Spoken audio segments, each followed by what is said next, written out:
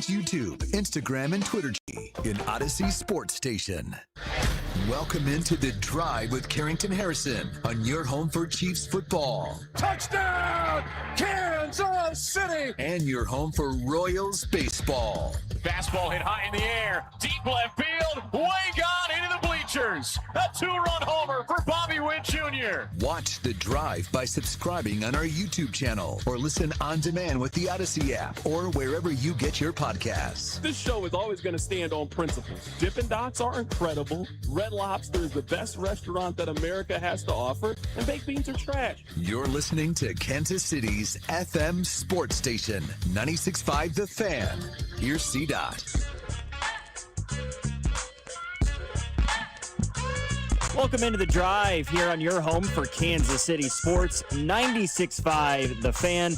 No C-Dot today. Logan Weber here filling in as he's getting himself nice and pampered for the Kentucky Derby tomorrow at Churchill Downs. So no C-Dot today. I'm here alongside Rob Brenton. We've got great guests coming up. We'll have Josh Briscoe on at 2:15. Friend of the show, friend of mine. I've known Josh for years and years at this point. Looking forward to visiting with him. Vern will join us at 3 o'clock. A lot to get to, more than you'd expect for a May 1st here in the Kansas City metro area.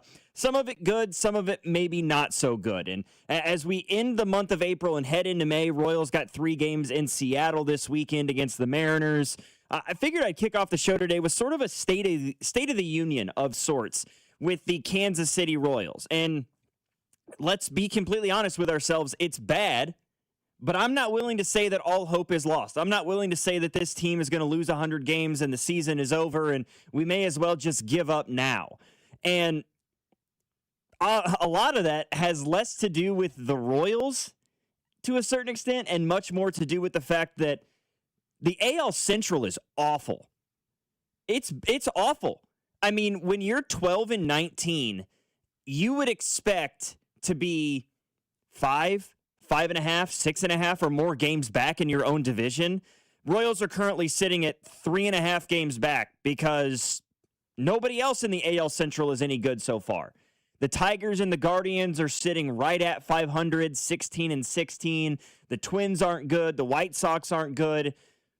It isn't a great feeling, though, to say that, hey, all hope is not lost because the rest of the division sucks, but you're the worst team in the worst division in baseball is also not, that doesn't drive up your confidence level very much if you're the Kansas City Royals. And the numbers behind this Royals team are fascinating to a certain extent because you're looking at a team that has the second most quality starts of any club in Major League Baseball. But they're towards the bottom of the league in bullpen ERA. They're towards the bottom of the league in terms of runners and batting average with runners in scoring position, slugging, OPS, all the things. They don't have a single qualified player on their roster hitting above 300. They got 2 guys hitting above that 300 line right now. Elias Diaz in 11 at-bats and Starling Marte, who has less than 30. I mean, Kyle Isbell in almost 80 ABs is leading your team in average at 292. Salvi had a bad month. Vinny had a horrendous month. But again, I don't feel like all hope is necessarily lost with this Royals baseball team. Looking at a guy like Vinny Pasquantino, for example, right? This is something that is well documented at this point in his career. He starts slow. He always has. I mean, his average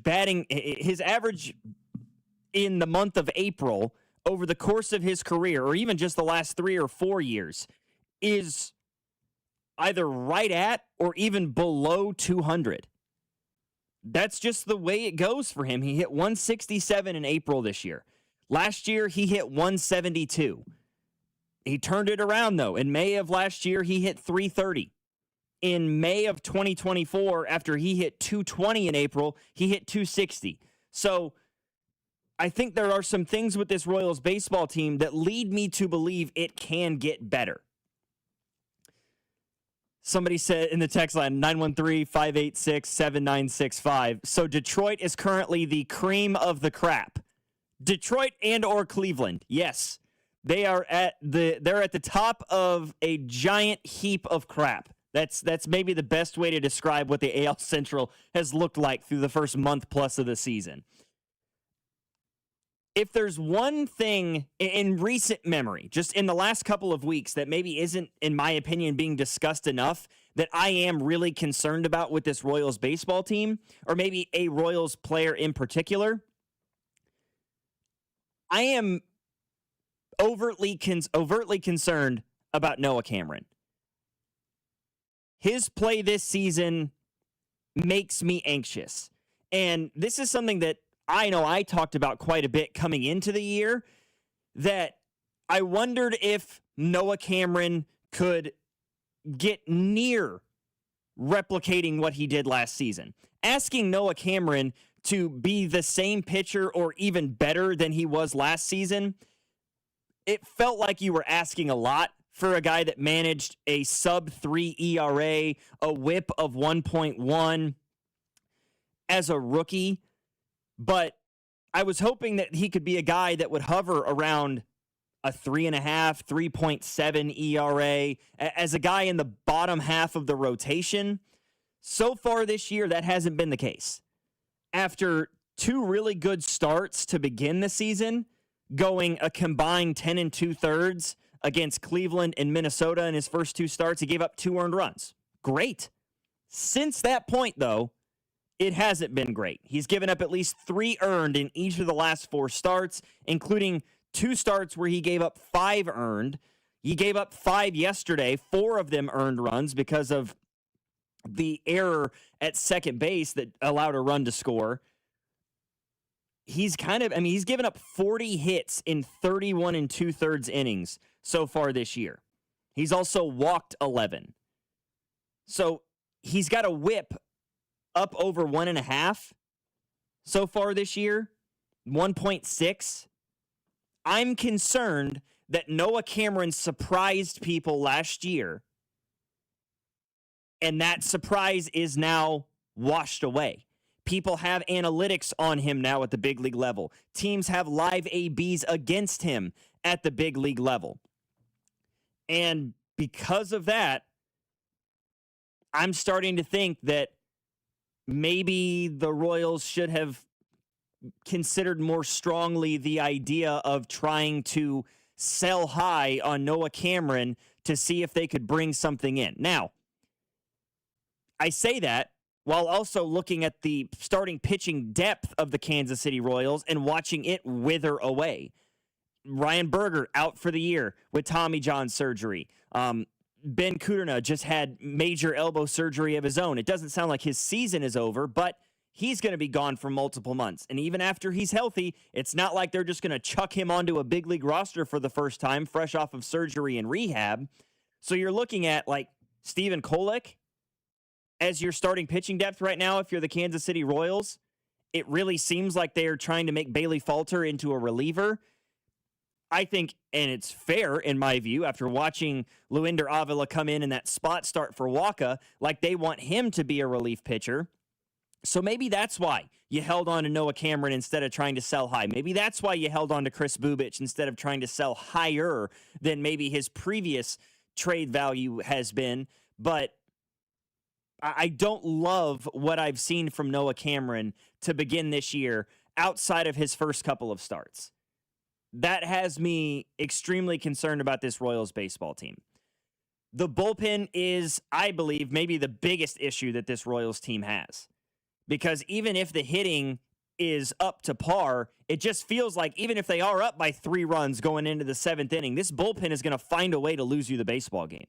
Instead of what I was hoping was going to be the case coming into the year, where it felt like, hey, you could have a Walmart brand, a Costco brand HDH a little bit with, hey, the idea of Matt Strom in the 7th inning, Urseg in the 8th inning, and Estevez in the 9th, or maybe even if you wanted to flip Urseg and Strom. That's not come to fruition. Strom has looked shaky. Urseg had a good couple of weeks to start the year, but he's been shakier as of late.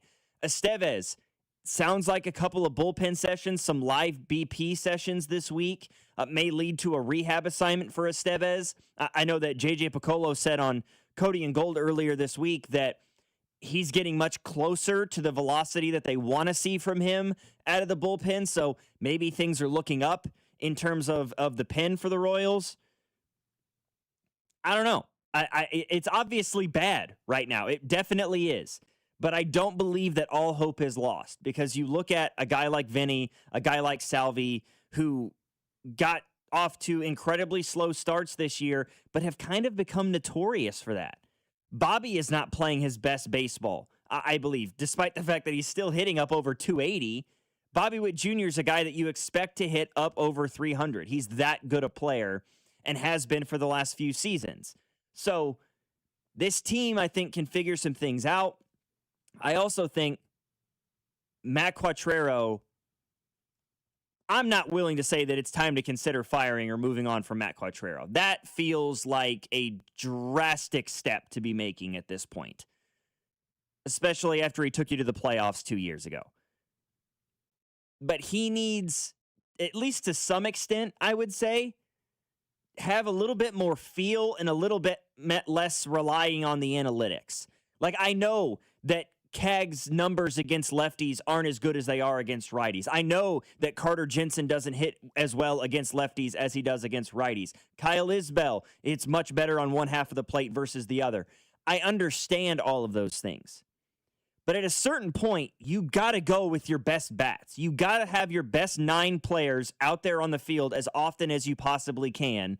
And so far this season, through the first 31 games, I can confidently say that Jack Caglione and Carter Jensen are 2 of your best 9 players.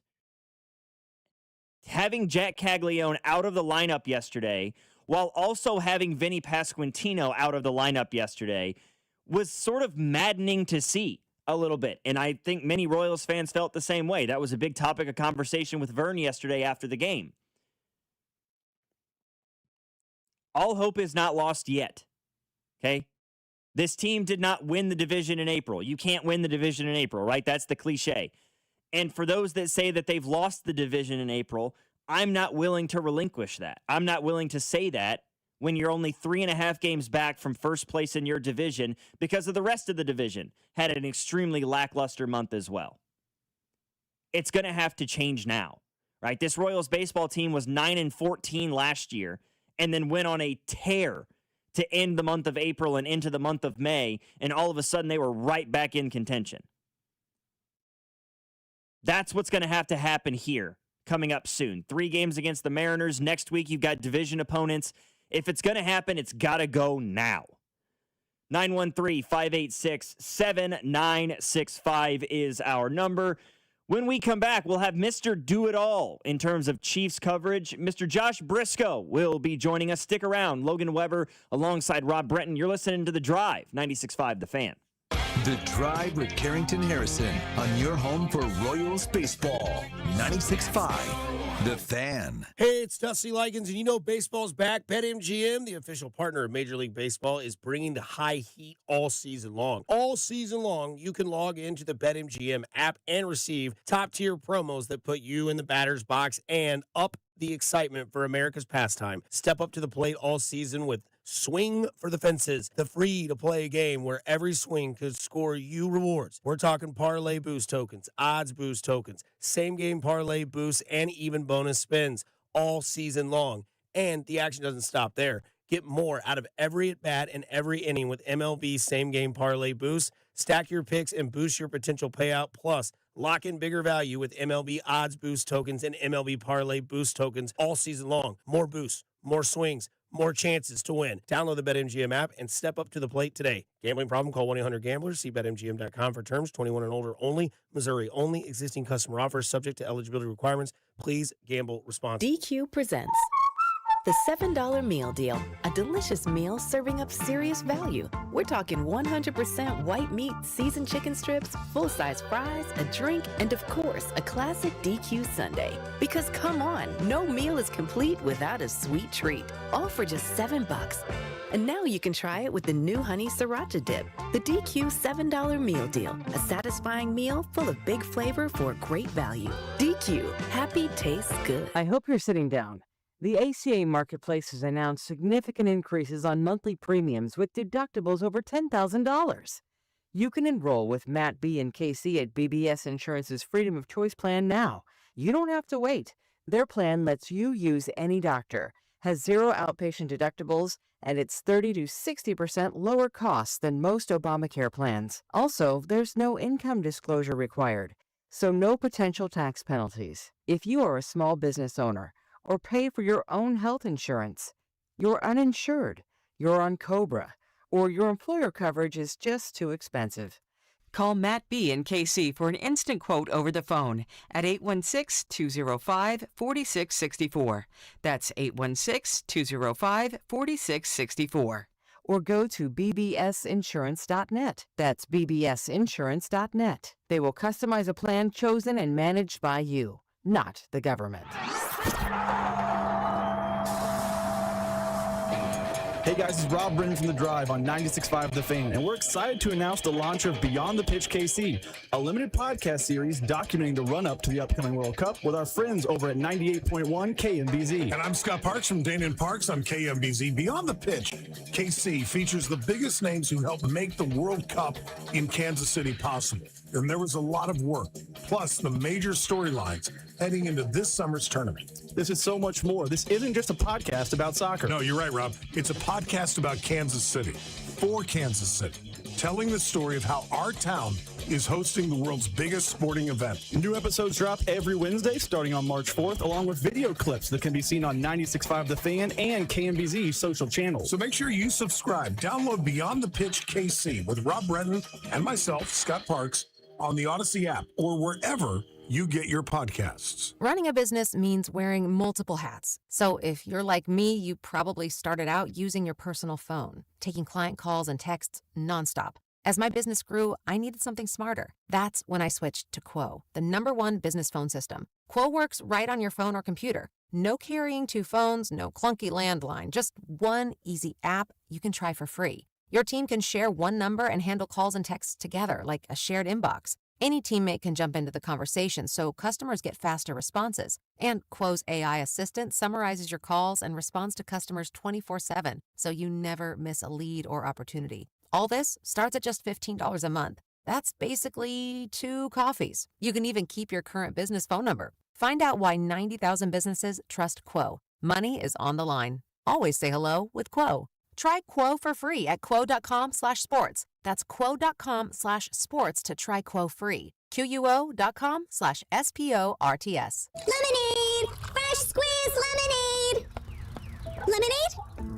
Oh, nuts. Is your business struggling to be seen? Not reaching the right customers? Yeah. Odyssey's here to help. Your one-stop shop for digital marketing. Wait, really? With targeted digital media, plus SEO, SEM, social, OTT, and more, we help your business reach the right audience and drive results. Whoa, hey, one at a time. Stop missing out on valuable customers. Visit digitallocalads.com to learn more about our local advertising solutions. That's digitallocalads.com. Okay, people, line starts here. You're listening to 96.5 The Fan from the DM Injury Law Studios. Mike's got this. Car, truck, or motorcycle wreck? Remember, Mike's got this. 816-888-7500. Mike's got this. Hey, it's Trey Smith from the Kansas City Chiefs. Welcome back to The Drive with C-Dot on your home for Chiefs football. 96.5 The Fan.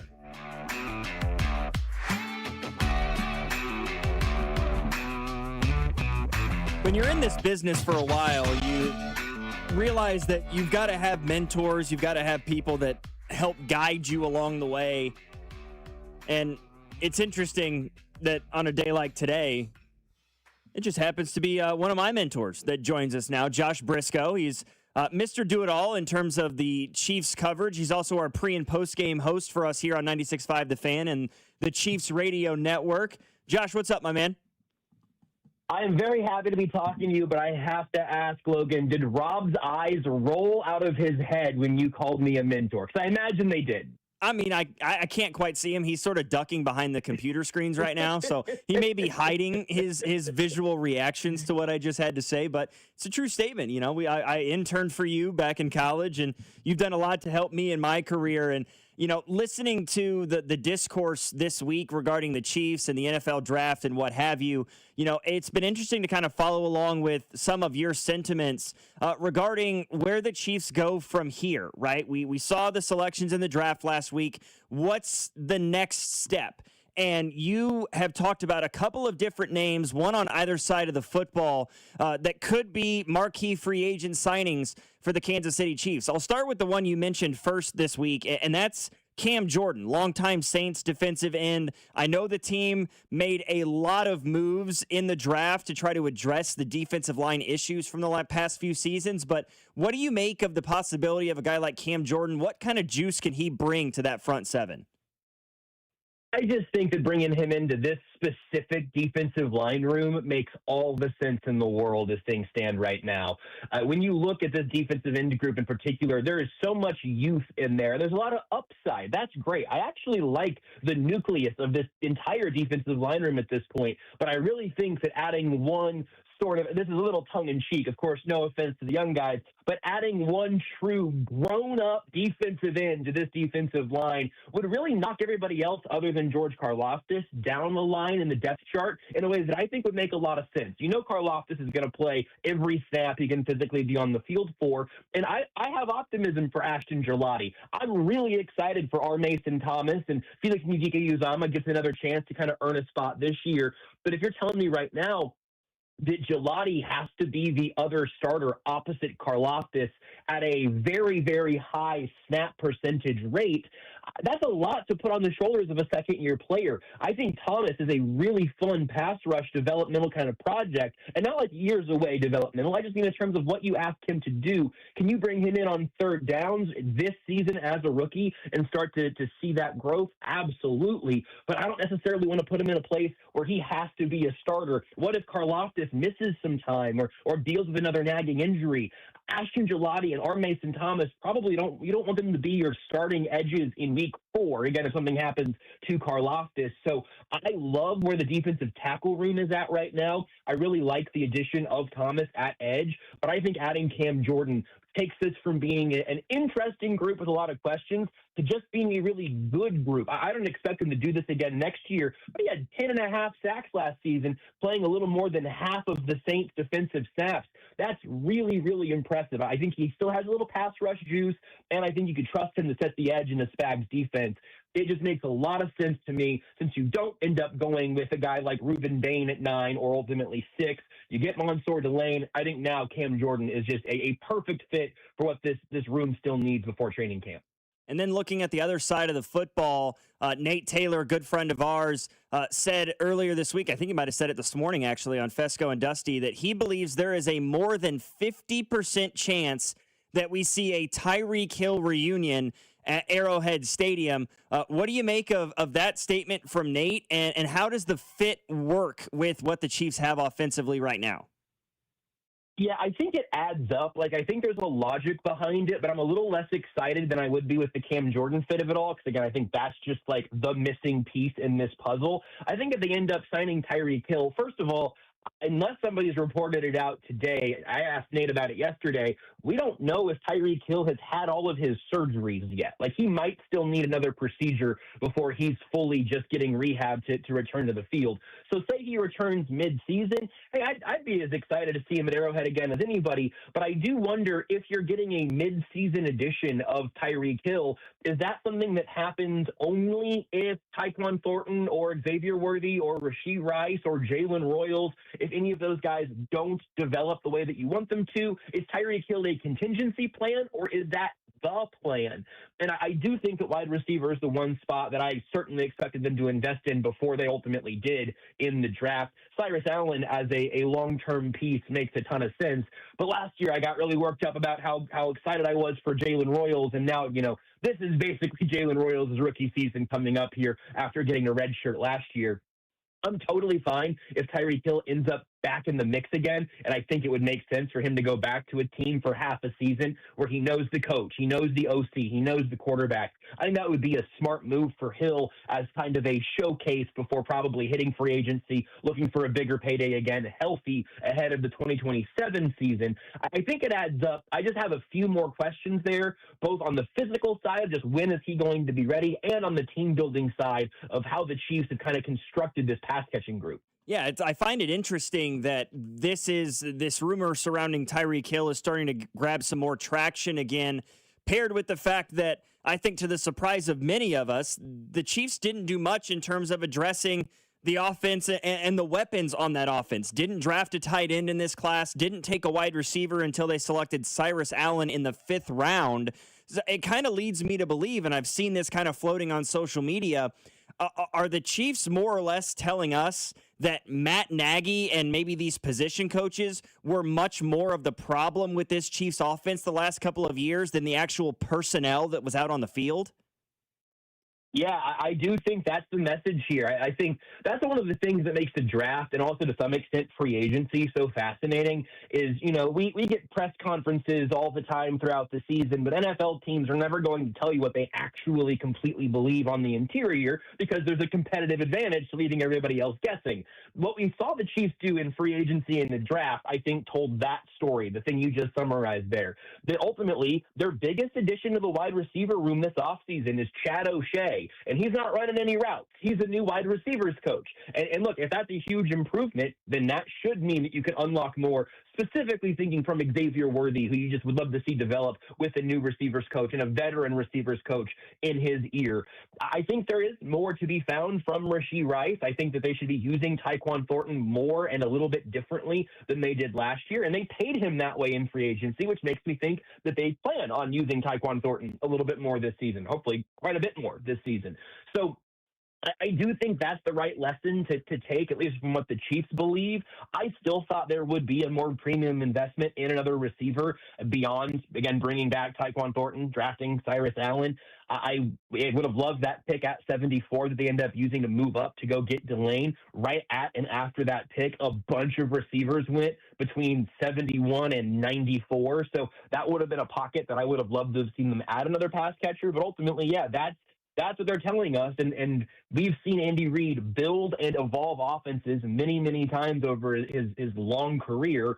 Now we're in a position where they clearly they have to evolve, not just by bringing in new things, but also, it became kind of a borderline tongue-in-cheek kind of buzzword, but like, hey, you're bringing in Eric Bieniemy for the accountability of it all. Well, you're going to have him paying attention to the details. And again, I think the Chiefs have told us, whether or not we think that this is ultimately true, I think the Chiefs have told us we are going to coach better on offense and to get young speed on defense, and that's going to be the thing that takes us from a non-playoff team back into a Super Bowl contender. Yeah, we're about to find out just how far that accountability can take this offense. And Brett Veach, speaking with the media earlier today, he answered a couple of questions about bringing in Kenneth Walker and his excitement, but he also, on Pat McAfee, he talked about Travis Kelce and his decision to return and telling us that they knew the day after that season finale that Travis Kelce would be back with the team for this upcoming season. And, talking about how if this is, the last dance, then they're going to try to make it a special one. What are your immediate reactions to the news that the Chiefs knew the day after Week 18 that Kelce was going to be back this year, and yet the rest of us sat on pins and needles for months?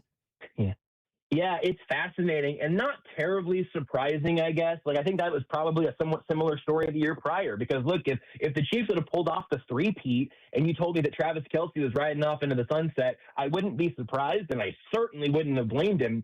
So the idea that, hey, this season did not go the way that I wanted it to go. This is not how I want to go out. I don't want to go out catching passes from Chris Oladokun and Shane Buechele. I want to go out with Patrick Mahomes and getting another shot at a Super Bowl. Frankly, I'm not surprised at all that that's where Travis Kelce's head was at, and also that, as Andy Reid was saying publicly, we're going to give him some time. We know when he knows when he needs to tell us by, but we're going to give him some time. Because maybe a week after the season ends, you have a second thought of oh boy, my body hurts, and there's not a game this weekend. But so I'm not surprised that Kelce was thinking that way the whole way through. But it is kind of a funny thing to think about how much of an unknown it felt like from our perspectives. Is this going to be the last dance, or was it the year prior we were expecting the same thing? Now you get one more year probably out of Travis Kelce, but I don't know. Maybe the day after the Super Bowl this year, we're going to know that, or at least the Chiefs will know that he wants to come back. Year of, hey, maybe Travis Kelce doesn't have to be the number one option in this offense again. Josh, appreciate you taking the time this afternoon, my man, and enjoy the weekend, and always appreciate talking to you. You do the same. And I'll just say, look, I don't want to say anything about the guy who regularly hosts this show, but this was just such a pleasant conversation from beginning to end. I don't know, Logan, if you end up talking around here a little more often, maybe Rob could tell the other guy to take an extra vacation day. All right, sounds good. That is Joshua Briscoe. He's our pre- and post-game host for the Chiefs Radio Network, and a guy that does as much as anyone in terms of covering the Kansas City Chiefs as an organization. And, talking about Travis Kelce and Brett Veach's comments, we mentioned it. He was on the McAfee show earlier today, and he said point blank, they knew the day after the season ended that T. Kelce will be back for another year in 2026-27. There was a lot of speculation mid-November, early December about Travis retiring, but we played our last game of the season in Vegas last year, and when we got back, we have player meetings and exit interviews, and it was a cool deal where Trav came in and he basically said, like, I'm going to take a few weeks off here, but I'm not going out like this, and let's stay in touch and let's figure something out. And then like 10 minutes later, Andy called me. He's like, hey, did you talk to Travis? And I said, yeah. And Andy's like, yeah, he's coming back. So we certainly knew ahead of time. And while, free agency was going on and there were still some questions in the air on whether or not he returned, we knew basically the day after our last game that, he made it known to Coach Reed and to me that there was no way he was going out like this. And then I think there's an element, too, of how close him and Pat are, that I think Travis wants to be there with Pat for this rehab deal. That's great news. That's great to know. Why did you make the rest of us sit on it for months? I mean, I understand, right? Because it's the competitive advantage, and you want to hold on to those bits of news and things like that. Make teams think that, hey, they may be looking for a tight end. They may be looking to replace Travis Kelce. I understand that side of it, and maybe that outweighs anything else, right? Because we don't, as fans, as people who cover the team, necessarily need to know all of that stuff. But damn, it would have been nice, right? It would have been nice to just know that in mid-January, early January, that like, hey, we got Kelce coming back next year. Let's take a breather, have ourselves a little bit of a reprieve. We don't have to worry about that necessarily. Let's just worry about all the other things that need to be fixed with this Chiefs roster. Is what it is, I guess, right? I mean, we're not in the building. We don't make those day-to-day decisions, but sometimes it would be nice to just be a little bit more inside baseball, maybe a little bit more transparent with the fan base and the folks who love and adore the team. I mean, it makes sense based on their actions. Like Briscoe pointed out there a couple of times in that conversation. I also point out my eyes did roll but with the mentor stuff, but I digress. I think the Chiefs' actions told us this year they knew Travis's future better than us. They never kicked the tires on a tight end. I remember in February we had conversations of, Kyle Pitts might be on the transition tag. Do you look into that? Kenyon Sadiq was a sexy name around draft time. The Chiefs didn't do anything at tight end. If you think they did nothing at wide receiver, let me show you tight end, because outside of bringing Travis Kelce back, they did nada. It is the exact same room as last year. It's Travis Kelce, Noah Gray, Jared Wiley, and end of list. Like, that's the grouping. Maybe I'm forgetting someone, but that's the list. Peyton Hendershot. I apologize to Peyton Hendershot. That's their list at tight end. So you're right. It would have been nice if they told us, but I feel like the way they operated told us more than anything. What was interesting to me about that Brett Veach cut is that Travis Kelce told Brett Veach and Andy Reid, I'm not going out like that. I respect that. I understand why. Last year was a disaster, basically pillar to post. I know people point out, Mahomes' injury and the season was really bad even before Mahomes got hurt by Chief standards. Is that going to be how he operates every offseason? Because remember, offseason previous, he contemplated retirement, but after being embarrassed on the Super Bowl, I'm not going out like that. Last year, embarrassing for a very different set of reasons. I'm not going out like that. If the Chiefs go 11-6 this year and lose in the divisional round, which isn't impossible to believe, or if they go 15-2 and lose in the AFC title game or whatever, what's his level for I'm not going out like that? Because it seems like the last 2 times he's flirted with leaving, he's had polar opposite ends of the I don't want to go out like that, but it's the same answer for a very different question. Like when does that become something he's willing to walk away from? Is it Super Bowl or bust? And if it busts, what happens? Right, exactly. Absolutely a fair point. Yeah, I don't know. It's and you're right. And we got people in the text line saying, like, you know, it felt like Kelce was always going to be coming back. And I kind of got that sentiment too, outside of like little bits and pieces along the way. Like I always think back to the Christmas Day game against the Broncos, where he had they did that pre-game interview, that pre-recorded interview that he did with Tony Gonzalez. They had their little at 1587. Yeah, they had their one-on-one sit down. That whole interview felt like it was more or less a goodbye moment to some extent. And I was sitting there thinking, like, well, I mean, if this is it, then thanks so much for what you did, Travis. First ballot Hall of Famer. In my view, he's the greatest tight end in NFL history. So if this is the way it goes, this is the way it goes. But yeah, there was always this lingering thought in the back of your head, like, does he really want to close out his career catching passes from Gardner Minshew and Chris Oladokun? It didn't feel that way, certainly to me, but who knows? So now, I mean, at least now we know for sure. Obviously, the team knew months and months in advance that we were going to get Travis Kelce back on the Chiefs for this upcoming season. Who knows beyond that? We may all have to wait with bated breath again next offseason to find out what's going to happen. But yeah, I mean, and Josh said it right there at the end, towards the end of the interview, you know, that you just have to hope again for the 3rd consecutive season that Travis Kelce doesn't have to have the biggest brunt of the load on his shoulders. You just paid out the largest free agent contract for a running back in NFL history with Kenneth Walker. Brett Veach said today on the McAfee Show that they want to reestablish the running game, that they're excited about having Kenneth Walker in the building. So that gives me a little bit of confidence in the offense outside of Travis. Can Rashee Rice and Xavier Worthy stay healthy? Can they take the next step? Could we see more of some of these other wide receivers? Are we going to see more Jalen Royals this year? You know, maybe Cyrus Allen is better than we all thought and was an absolute steal in the 5th round. I don't know. Is Tyquan Thornton going to be out on the field more? And is he going to have a greater impact? Can Noah Gray figure it out? Because he had the tight end equivalent of the yips last year. I mean, the number of dropped passes by Noah Gray was staggering to see. 913-586-7965. 620 just said, this show hates Kelce. I don't hate Travis Kelce. I just said I think he's the best tight end in NFL history. I don't know.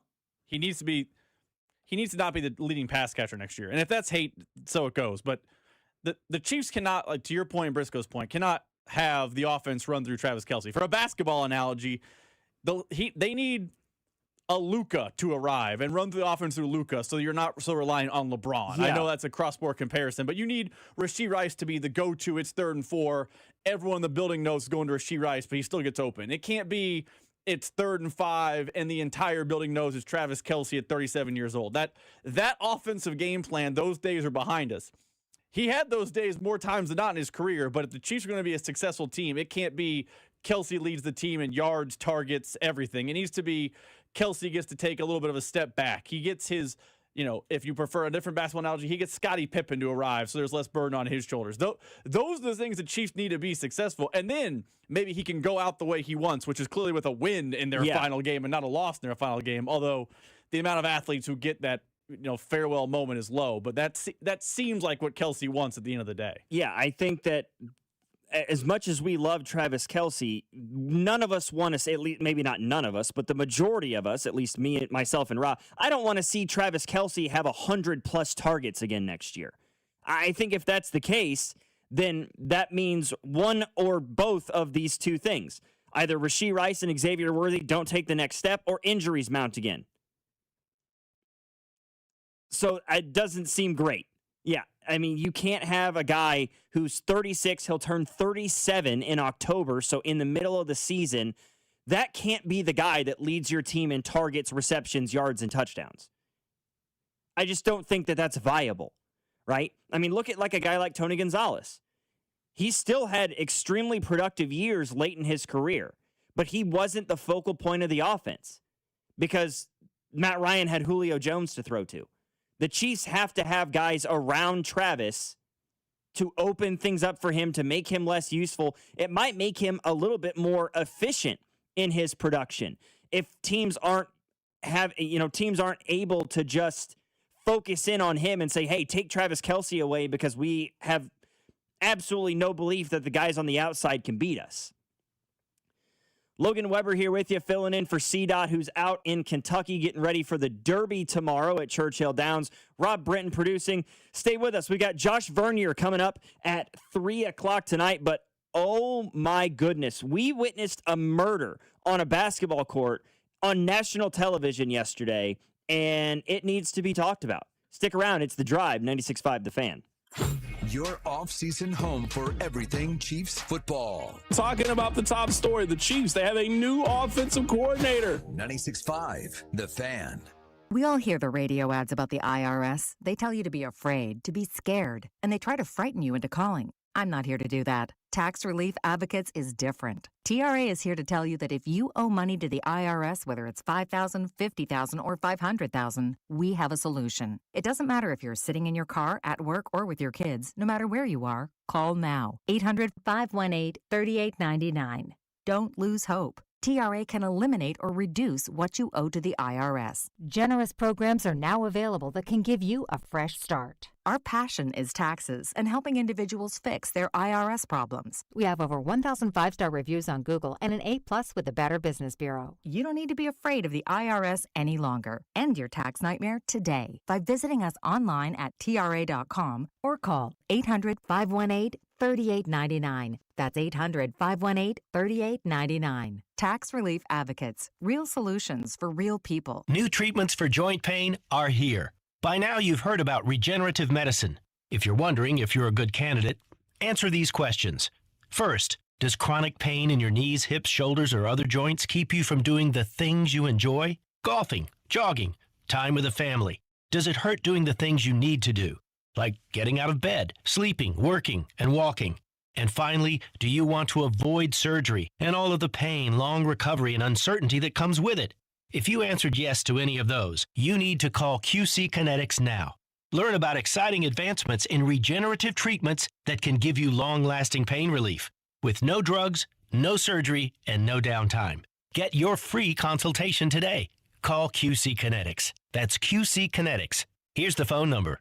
Call now, 816-412-6299. That's 816-412-6299. QC Kinetics, 816-412-6299. I need a little range, step to the range, come on, meet me at the range. Introducing the new Chick-fil-A Jalapeno Ranch Club Sandwich. With that juicy Chick-fil-A chicken on a buttermilk ranch bun, jalapeno ranch sauce, and pickled jalapenos, it's a little ranch with a lot of kick.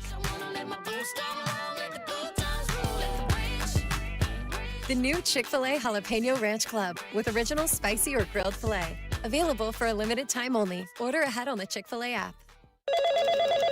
Spreadsheets, clunky software, 100 different logins just to run your business? Ah. There's a better way. Odoo. One simple, connected platform that handles sales, inventory, accounting, and more. So you can focus on growing, not juggling. Make the switch today at odoo.com. That's ODOO.com. In a world in need of a hero, one man rises to the challenge in style. He is Just driving the kids to soccer practice. Make every day feel epic in the all-new Hyundai Palisade Hybrid with up to an EPA estimated 619 miles of range on select trims, advanced tech, and class-leading interior space. Visit HyundaiUSA.com or call 562-314-4603 for more details. And hey, come on, no cleats on the seats. My dad passed away unexpectedly. Of course, it was awful in every way, but we are very grateful that he had life insurance. So even after he was gone, he was still able to provide for us. And that's why I have life insurance for my family. Ethos.com. They make it fast and easy to get covered. It's 100% online. You get a quote in seconds, and you can apply in minutes. You get covered the same day. Get your free quote at ethos.com/protect. That's ethos.com/protect. Paid spokesperson. Time spent on application may vary. Online health questions required. Rates may vary. Expect a high of 64 this afternoon with a mix of sun and slight rain. Weather brought to you by Duke's Mayo. Welcome to Duke's Mayo Country, where the mayo is so smooth and creamy, it makes every bite better. Duke's Mayo. Look for the yellow lid. You're listening to The Drive with Carrington Harrison on 96.5 The Fan and the Odyssey app.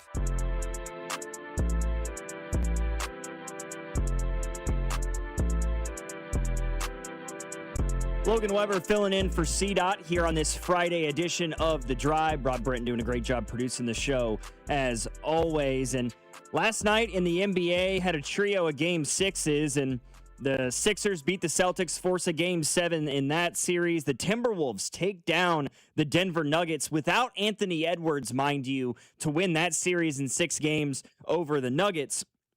But neither of those were the highlight of the NBA yesterday, or low light, depending on your perspective. The New York Knicks win the series in 6 games over the Atlanta Hawks last night with a 140-89 drubbing in Atlanta. How would you have liked to have been in that arena last night? You're just sitting there at State Farm Arena in Atlanta watching your hometown Hawks get beat by 51 in a playoff game on their own home floor. I mean, OG Anunoby was lights out. McCall Bridges was lights out. Josh Hart was great. Karl Anthony Towns had a triple-double and made 1 field goal. I mean, it was a ridiculous game from start to finish. The Knicks were up, I think, 83-36 at halftime. And so it leads into an interesting question. What is, in your view, and you brought this up, Rob, so I'll let you ask this question to both ourselves as well as our listeners about some of the worst defeats you've ever faced. Yeah, because I did not watch the entire 4 quarters of Knicks and Hawks. I was good basically by the end of quarter 1. It was 40-15. I was done. I was like, all right, that's enough basketball for the evening. Time to do something else. But I think everyone that's a fan has either been at a game or watched a game, probably both, where your team just gets the brakes beat off them. It happens. It's sports. Life happens. But it got me thinking, what's the worst feeling in the arena, stadium, venue when your team loses? Because I don't think watching your team get drubbed is nearly as bad as watching your team lose in heartbreaking fashion. For the analogy, if you're a Hawks fan, I think last night was much more palatable, while still not enjoyable, but much more palatable than if Jalen Brunson had hit a game-winning 3 that stole Game 6 and your season is over. Like, for the Royals analogy, it was way worse watching Game 7 of the 14 World Series than it was watching the 06 Royals get smacked around every single night. So I think the worst type of loss is close, and the worst loss I've seen from the teams I like in the arena is KU losing the Elite Eight to Oregon.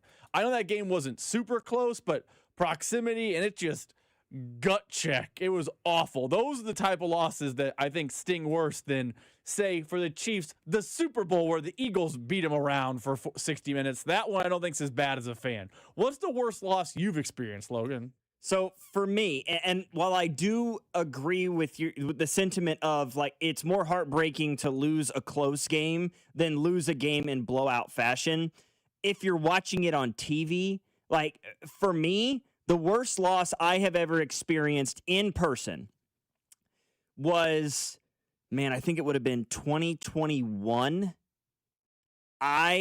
Myself, my dad, and my brother, we drove 8 hours to Indianapolis, Indiana to watch Iowa and Michigan in the Big Ten championship game in football, right? Winner of that game had a better than zero chance of going to the college football playoff. Now, that was not, I don't believe that was not the year that Michigan won the national championship. Is this Michigan loses to TCU year? Yes. Okay. So this was Cade McNamara starting quarterback at Michigan at this time, right? This was before the J.J. McCarthy era. And unfortunately, Cade McNamara coming to Iowa, which was an abject disaster. But I won't talk about that. I don't want to get into that. So I'm sitting at work one day in Springfield, and Wisconsin beats Minnesota. And Wisconsin beating Minnesota clinched Iowa's ticket to the Big Ten championship game against Michigan. So I'm talking to my dad, my brother, and my best friend. We agree we're going. So we buy the tickets. We drive 8 hours from my parents' house to Indianapolis, Indiana. My best friend was going to Youngstown State at the time, so he was driving from Ohio, and we kind of met in the middle right there in Indy. And we're pumped to be there. Absolutely thrilled. We get into the stadium, beautiful atmosphere. Lucas Oil is a beautiful complex. Nice indoor domed facility. It was gorgeous in early December. And I watched Iowa get taken to the woodshed. Spent the money, hundreds of dollars, to go watch this Big Ten championship game, one of the bigger Iowa football games of my life, and watch them get just dog walked across that football field for 3 quarters. So badly that I turned to the group I'm in, my dad, my best friend, and my brother, and I'm like, we're leaving. I'm not staying for the 4th quarter of this football game. That is the worst defeat I have experienced in my life because I was in person. It was a neutral site game, so it was a pretty mixed bag of fans. And so there were quite a few Michigan people in and around our general area who were just letting us have it as we're walking down the stairs to leave the stadium. Horrific experience for me. And then we had to walk like half a mile to the car because that's how far away we had to park from the stadium because it's right there in downtown Indy and there's not a lot of immediate parking near the stadium. And then we went to Taco Bell and they didn't give me any of my food. Everybody else in the party got their food except for me. It was just all around a bad night. So let me ask you this. I'm going to cherry pick another bad Iowa loss for my example. Is that loss worse to experience, or say, like, had you been at the year where Iowa State makes the game-winning field goal in the Cy-Hawk Trophy in Iowa City? Would that have been worse? Because your game was over, the one you're at in the 3rd quarter. Or is it worse to have the gut check, final minute, I can't believe they lost in a heartbreaker way? Because I think being in the stadium in that type of game still sucks. Don't get me wrong. But that sucks less because you can kind of start to cope with it in real time, where a heartbreaking end-of-game loss, it's like you get so excited for the entirety of the game, just to have it stolen from you in the 11th hour. Yeah, that's a valid question. Because, like, honestly, I've never experienced that side of it yet. I've never experienced, like, my team having a dramatic second-half, like, in person anyway, a dramatic second-half collapse and lose the game when you're up by 20 in the 3rd quarter or in the second half and, or having a buzzer beater hit on you. I've never like been in person at a stadium and watched it happen. So I probably, like, if I'm sitting there. Because the text line points out, sorry for interrupting, the text line points out, imagine being a Michigan fan the year the Michigan State weird punt play happened. The blocked that had punt. to be the worst feeling. That has to be worse than any feeling Michigan fans have had ever. That's got to be the lowest of lows. Yeah, and I mean, I'm thinking about it from the inverse, which I've yet to do yet because I enjoy it so much from my perspective. Like, if I was a Nebraska fan and I was at that game in Houston and I watched what happened in the second half for Nebraska against Iowa in that Sweet 16 matchup, to like watch my team come out with 4 guys on the floor out of a timeout and watch Iowa go down and get an and 1 to basically clinch the game. Yeah, I would have needed to be institutionalized had that happened to me. So yeah, probably. If it was a close, heartbreaking loss in person, that would probably be worse. Now that the more I think about it, I just have never personally experienced anything like that. Like, every Iowa game I've ever gone to has either been an Iowa win or they got blown out. That's seemingly how it always goes. I don't really know how to explain it. 913-586-7965. Lots of examples here in the text line. We may get to those coming up a little bit later on, but we've got Josh Vernier who will join us in at 3 o'clock to talk about maybe the 1,000-foot view of the Royals so far this year, a look ahead to the Mariners coming up this weekend, and some huge division series next week for the Kansas City Royals to begin the month of May. Stick around. Logan Weber here with you alongside Rob Britton. The Drive, 96.5, The Fan. The Drive with Carrington Harrison on your home for K-State athletics. 96.5, The Fan. When severe weather hits, tune in to 98.1 KMBZ for Operation Stormwatch. Brought to you by Century Roofing. Proudly voted the #1 roofing company in all of Kansas City. CenturyRoofingKC.com. Spring is here. Now's the time to get your air conditioner ready with a $49 AC tune-up from Hamilton Plumbing, Heating, AC, and Rooter. A tune-up can help save money on your energy bill and prevent expensive breakdowns. As your local home service experts, everything we do is backed by our exceptional service guarantee. Over 40 years experience and more than 8,000 five-star reviews adds up to dependable service from neighbors you trust. Visit callhamilton.com/radio for details, terms, and conditions. We all hear the radio ads about the IRS. They tell you to be afraid, to be scared, and they try to frighten you into calling. I'm not here to do that. Tax Relief Advocates is different. TRA is here to tell you that if you owe money to the IRS, whether it's $5,000, $50,000, or $500,000, we have a solution. It doesn't matter if you're sitting in your car, at work, or with your kids. No matter where you are, call now. 800-518-3899. Don't lose hope. TRA can eliminate or reduce what you owe to the IRS. Generous programs are now available that can give you a fresh start. Our passion is taxes and helping individuals fix their IRS problems. We have over 1,000 five-star reviews on Google and an A+ with the Better Business Bureau. You don't need to be afraid of the IRS any longer. End your tax nightmare today by visiting us online at TRA.com or call 800-518-3899. That's 800-518-3899. Tax Relief Advocates. Real solutions for real people. Hey, it's Rob Britton from The Drive on 96.5 The Fan, and we're excited to announce the launch of Beyond the Pitch KC, a limited podcast series documenting the run-up to the World Cup with our friends over at 98.1 KMBZ. And Rob, I'm Scott Parks from Dana and Parks on KMBZ. Beyond the Pitch KC will feature the biggest names who made the World Cup in Kansas City possible, plus the biggest storylines heading into this summer's tournament. This is not a podcast about soccer. Don't get us wrong. This is a podcast about Kansas City. This is a podcast for Kansas City. And this is a podcast that'll tell the story of how our town is hosting the world's biggest sporting event. New episodes will be released every Wednesday starting on March 4th, as well as video clips that can be seen on 96.5 The Fan and KMBZ's social channels. Subscribe and download to Beyond the Pitch KC, a limited podcast series with myself and Rob Bretton on the Odyssey app or wherever you get your podcasts.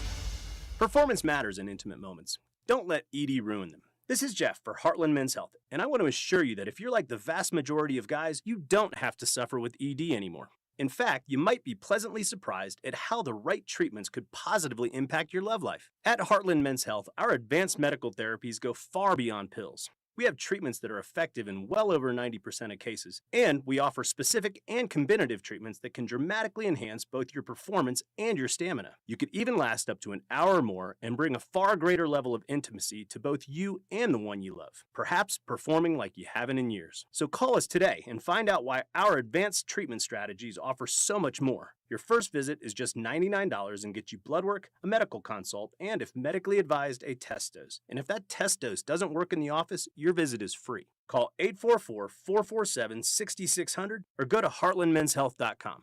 Heartland Men's Health, advanced medical science to improve men's lives.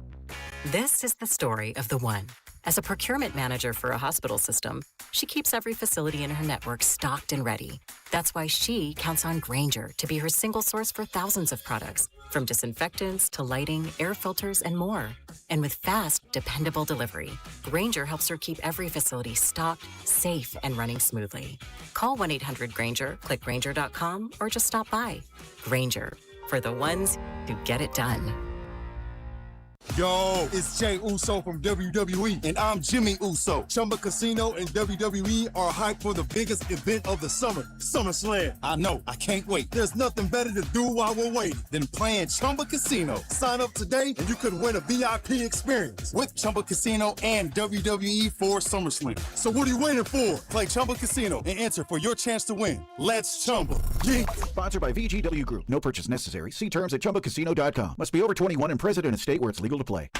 Royals coverage sponsored by Park and Go, the best deal on airport parking. Trading the jacket for flip-flops? Start your sun-soaked getaway stress-free with Park and Go. All covered parking keeps your car cool and protected while you're catching rays. Quick shuttle straight to the terminal. Reserve now at bookparkandgo.com. Park and Go, family-owned, customer approved. Make sure to subscribe to our YouTube channel to watch all your favorite shows, shorts, and clips. This is your home for Kansas City sports. 96.5 The Fan, KFNC FM and AM, HD1 and HD2 Kansas City, an Odyssey sports station.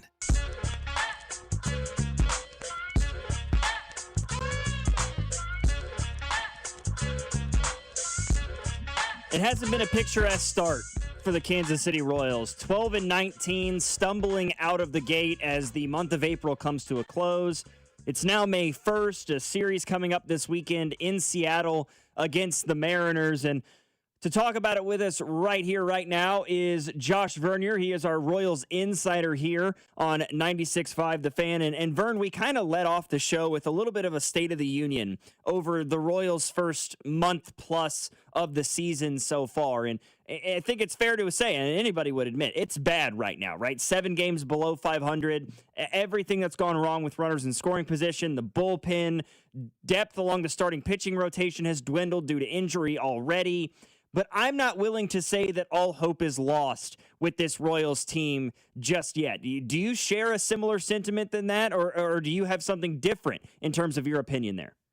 It depends on what hope is, because to me, especially by the end of the season, I'm sure I'll be able to find some positivity in this team finishing with a winning record for a third straight season. I do think that matters, but I'm not ready to talk about that, or even, I wish I wouldn't have mentioned how it matters here on May 1st. The goal coming into the season for me was win the division, at worst, make the postseason, and the calendar tells me not to run too much. The calendar tells me to say no, that all hope is not lost. And yet, the issues that we've watched over the first 31 games, not just the runners in scoring position, but the base running, the occasional defensive lapse, just things that a market like this, even in a division like this, but a market like this in this sport, boy, the Royals, to play like this, it's darn near impossible to overcome. And I spent the first 4 weeks of the season saying the bullpen is the issue because the bullpen right now doesn't have a clear solution. The offense does. The offense, it comes back to Bobby and Michael getting going to their MVP standards, Vinny and Salvi getting back to their run-producing standards.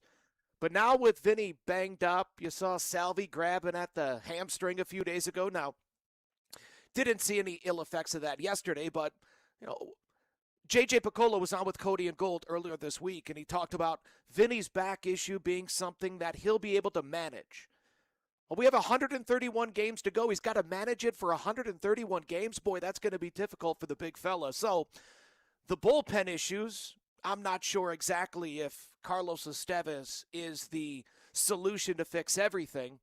And now with the injury to Vinny, something that he can hopefully manage over the course of the next 5 months, I don't know if the solution offensively is as clear as it once was.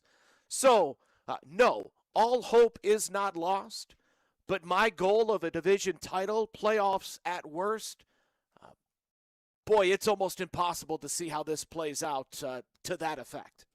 Yeah, I mean, it is bad currently, and it was interesting yesterday, and I'm sure you heard quite a bit about it, during your post game after the loss yesterday. A lot of people questioning the decision with Vinny out of the order yesterday because of the back issue. No Jack Caglione yesterday either. And I know the lefty on lefty, righty on righty stuff and the analytics is a big part of how Q tends to put his lineups together. But what was your reaction to having no Jack Caglione in the lineup yesterday, despite the fact that, yeah, the numbers do tell us he's bad against lefties, but you're trying to put him in a position where he can become your everyday right fielder, and it just doesn't always feel like they're giving him ample shots to do that. Yesterday, to me, didn't have as much to do with the absence of Vinny. Salvi at first and Elias Diaz behind the dish. I didn't find that all that surprising. Carter Jensen has already proven that he is viewed as an everyday hitter. But stick right there real quick. Every day, qualified hitters in Major League Baseball, someone that's had enough ABs to qualify for the batting title or any sort of race that we're talking about in the American League. The Royals have 6 qualified hitters right now, and Jack Caglione is one of them. So it's often, and I'm not saying you're doing this, Logan, but it's often presented as if it's one day in, one day out. One day, Jack Caglione has started 24 of the team's 31 games. He's getting plenty of at-bats. And no, he hasn't been great against lefties, but this team hasn't been great against lefties. You look at Cags' numbers against lefties. Quite a few guys that find themselves in the lineup every single day are not performing against southpaws, as well as Jack Caglione. Listen, on opening day against Chris Sale, yeah, there's a part of me that wants Q to stand up in front of the media and say, Cags is my guy. I don't care who's on the mound. We're putting him in the lineup every single day. Yeah, I want that Ned Yost attitude at times, and yet, do I really? No, what I want is a Royals win. And going into opening day, what this coaching staff and this organization decides to do is let's put the 9 guys in the lineup that we think give us the best chance to win. We're not trying to send any message. We're not trying to build up anybody's confidence by forcing them in there against Chris Sale. We're trying to put the lineup out there that gives us the best chance to win. I understood it on opening day. But we're now 31 games into the season. The Royals offense has improved, certainly, as Bobby and Michael continue to improve. But there's not enough talent, at least the talent hasn't shown itself enough yet to offset the ability that Jack Caglione has to run into one. It's as simple as that. He can do that, and quite a few other everyday players or guys that'll find themselves in the lineup, your 5 to 9 hitters, not many of them, if any of them, have that type of, I can accidentally park one 400 feet. So that to me, and that alone right now, is reason why, Cag should be in there. Wasn't surprised that he wasn't yesterday, but as the calendar flips to May, as it may not feel desperate inside that clubhouse, right? They may have a positive disposition and the leaders might be showing the way. It is getting late, early. So, I'm not going to fight anybody. I'm certainly not going to say Starling Marte needs to be in the lineup over Jack Caglione. You won't hear me say that. And you talk about as the calendar turns to May, it starts tonight, 3 games on the road against Seattle, and a team that has a ton of talent, but they're kind of off to a bit of a ho-hum start in their own right. But you're about to face off against the 3 best arms that Seattle has to offer here in this series with Wu, Hancock, and Castillo over the next 3 days. What would you consider a win for the Royals in this series? Does it have to be a sweep? Is it all right to take 2 out of 3? Is it any kind of momentum they can use as they prepare for 2 pretty big series already in the year coming up against division opponents? Certainly, it's fair to expect a series win. Right? You have to make up ground somewhere. You dropped a 3-game set in West Sacramento.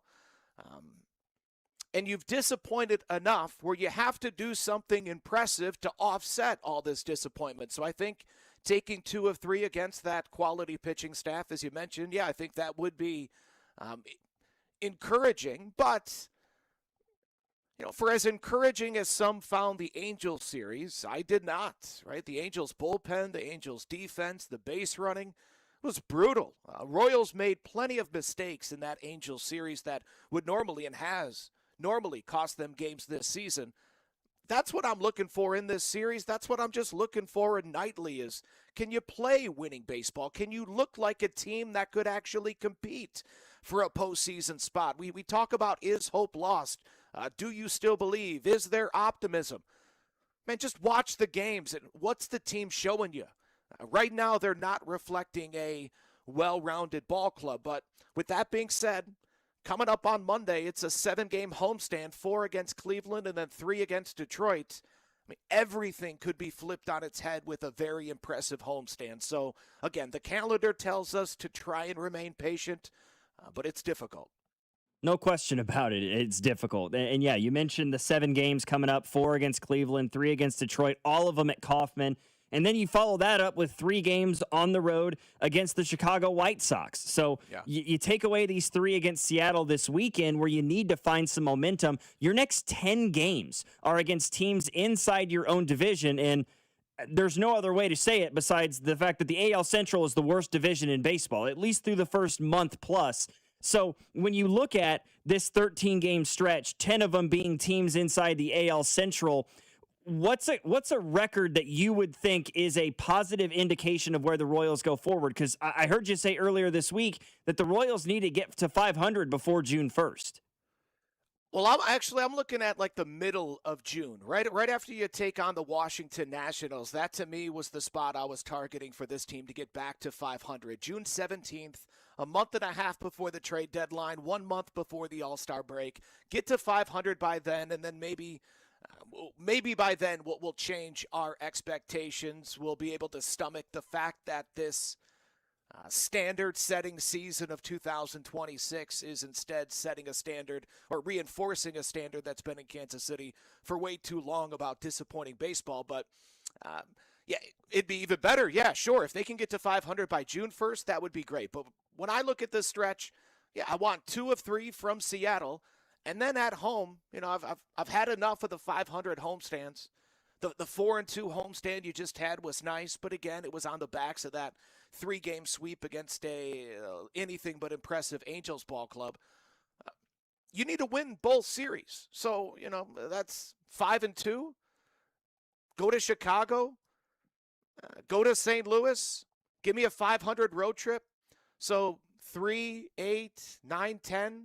I just say I want them to go 10-3, 10 and no.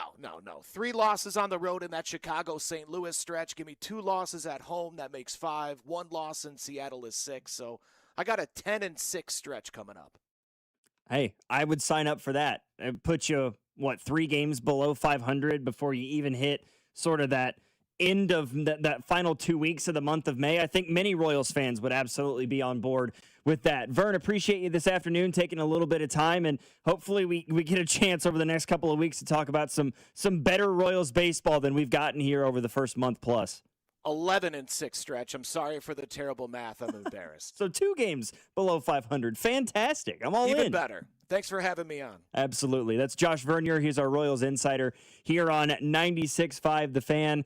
Trying to be optimistic, right? You know, nobody likes petulism. We're trying to keep this thing above board and give you some of the positives that could be for looking into the future for this Royals baseball team. And let's hope that 11-6 mark over the next 17 is right on the money for Werner, maybe even a little bit beyond that, especially if a chunk of those 11 wins come via your division opponents between Detroit, Cleveland, and Chicago.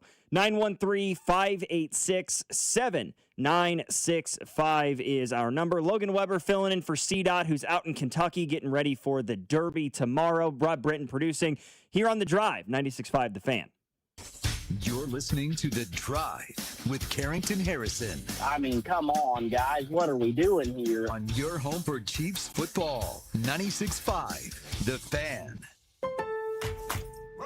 It's time to spring into deals at Lowe's. Freshen up your yard with Stay Green Premium 2 cubic foot mulch. 5 bags for $10. Then get what you need to keep clothes, food, and dishes fresh with up to 35% off select major appliances. Plus, save an additional $100 on select laundry pairs. Our best lineup is here at Lowe's. Valid through 5/6. Mulch offer excludes Alaska and Hawaii. While supplies last. Selection varies by location. See Lowe's.com for more details.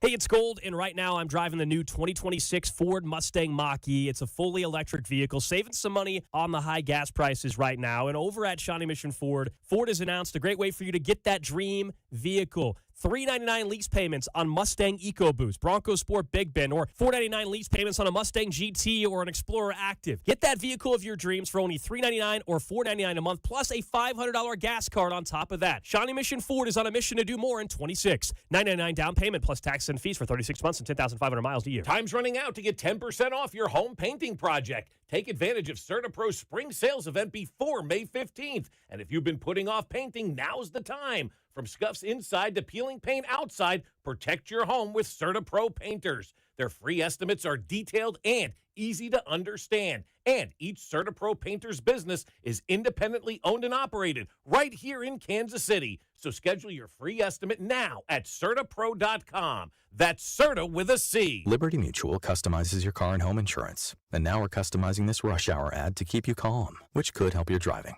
And science says therapy is great for a healthy mindset. So enjoy this 14-second session on us.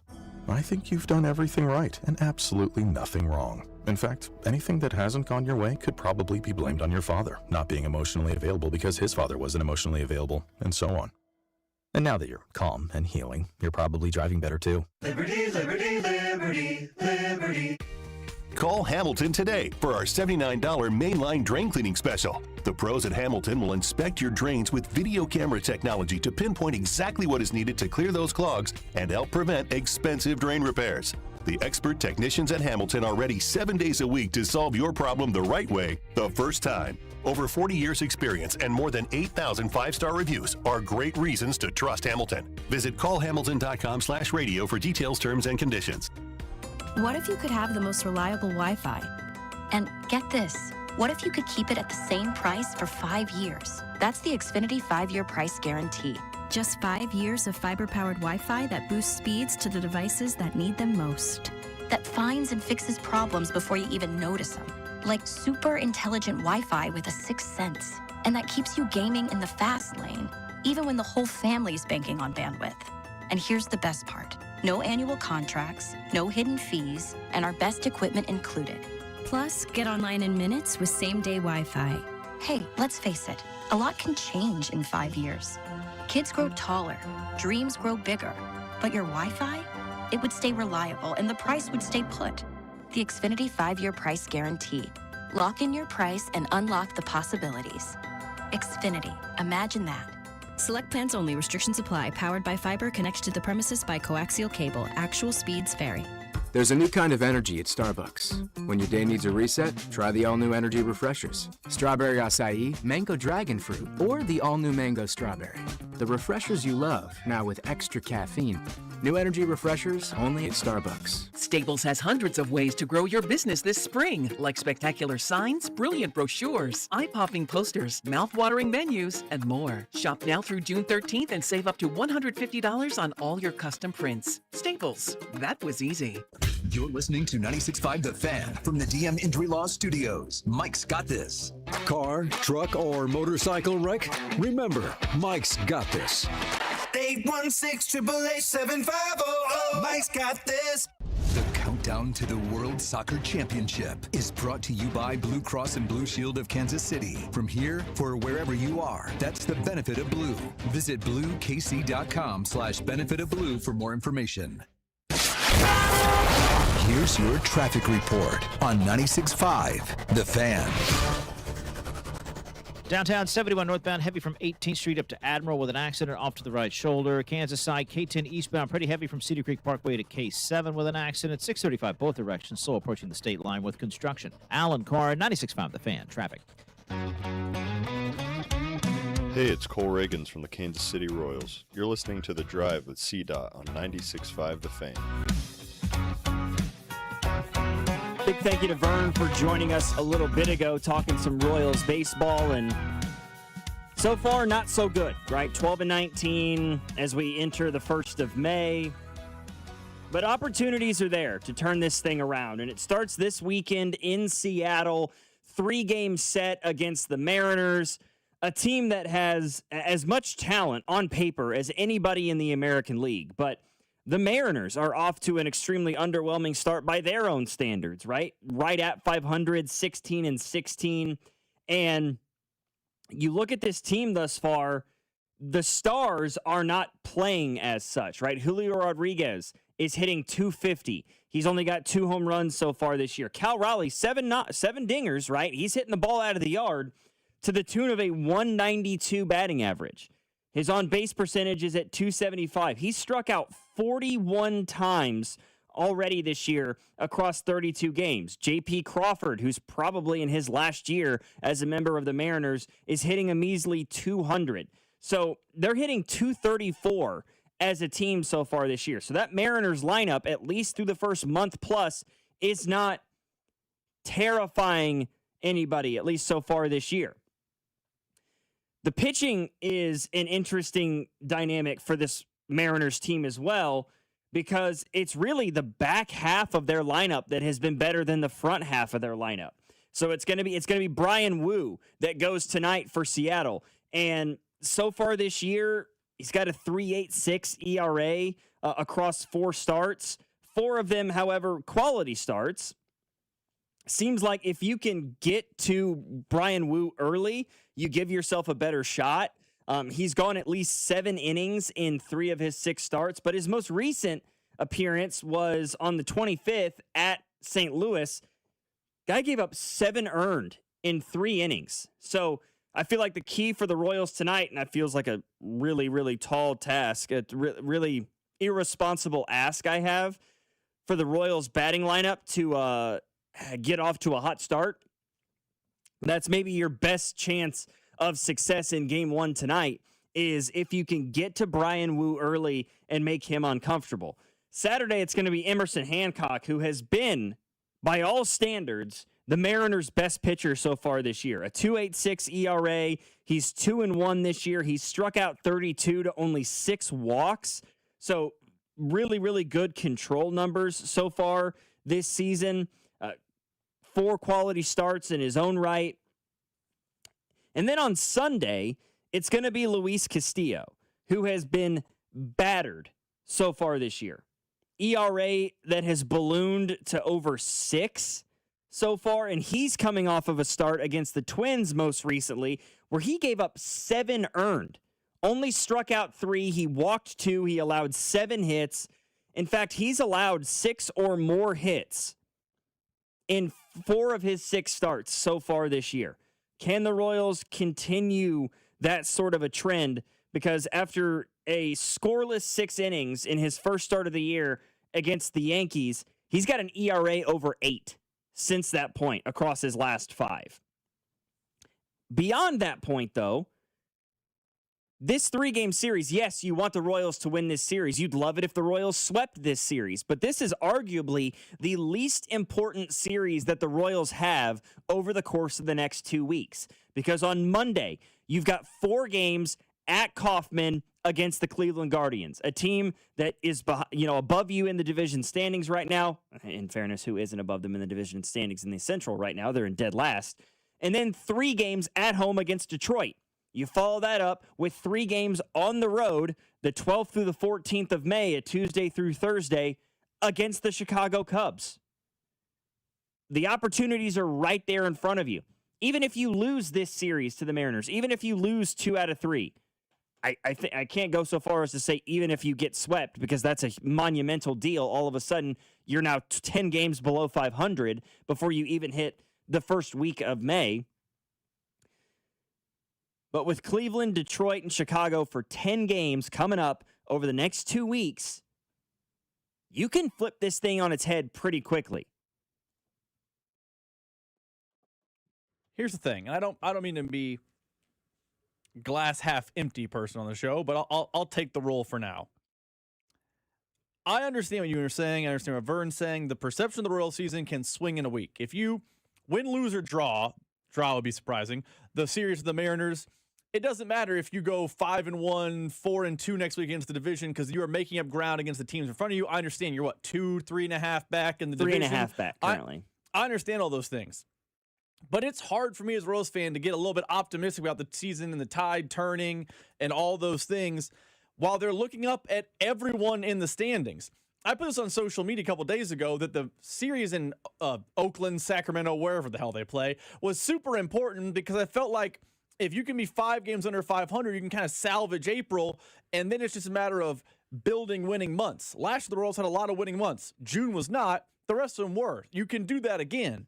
But a 5+ game under 500 deficit, I don't care about their division title race. I don't care about they're only 3.5 back. That doesn't move me at all because until you start putting some AL Central teams in your rearview mirror, if you're looking up at everyone, I don't care if it's 3.5 or 13.5. That's not good enough, and that's not going to be, a solution. So yes, next week can change perception. But you know what? Winning changes the perception more than who you win against to me. Because if you go 5-1 next week, I don't care if it's the AL West, the AL East, the AL Central.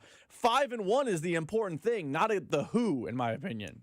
For my money, the biggest thing behind, I think, this series against Seattle is you've got to find some success on the road.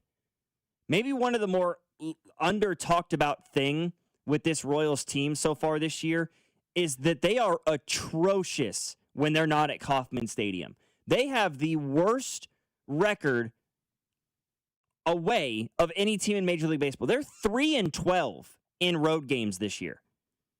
If you can go to Seattle against one of the more talented teams in the American League and take 2 out of 3 in that series, that's maybe bigger than just winning the series outright in its own sense of the word. The fact that you were able to go on the road and win a series against a good baseball team can give you a level of momentum that they really haven't had to this point in the year, right? I mean, you've won 2 series this season. You took 2 out of 3 against Minnesota in your second series of the year, and then you swept the Los Angeles Angels, who are far and away the worst team you've played so far this year, at least record-wise. Who knows how long the White Sox can hover around 500 for at 14-17.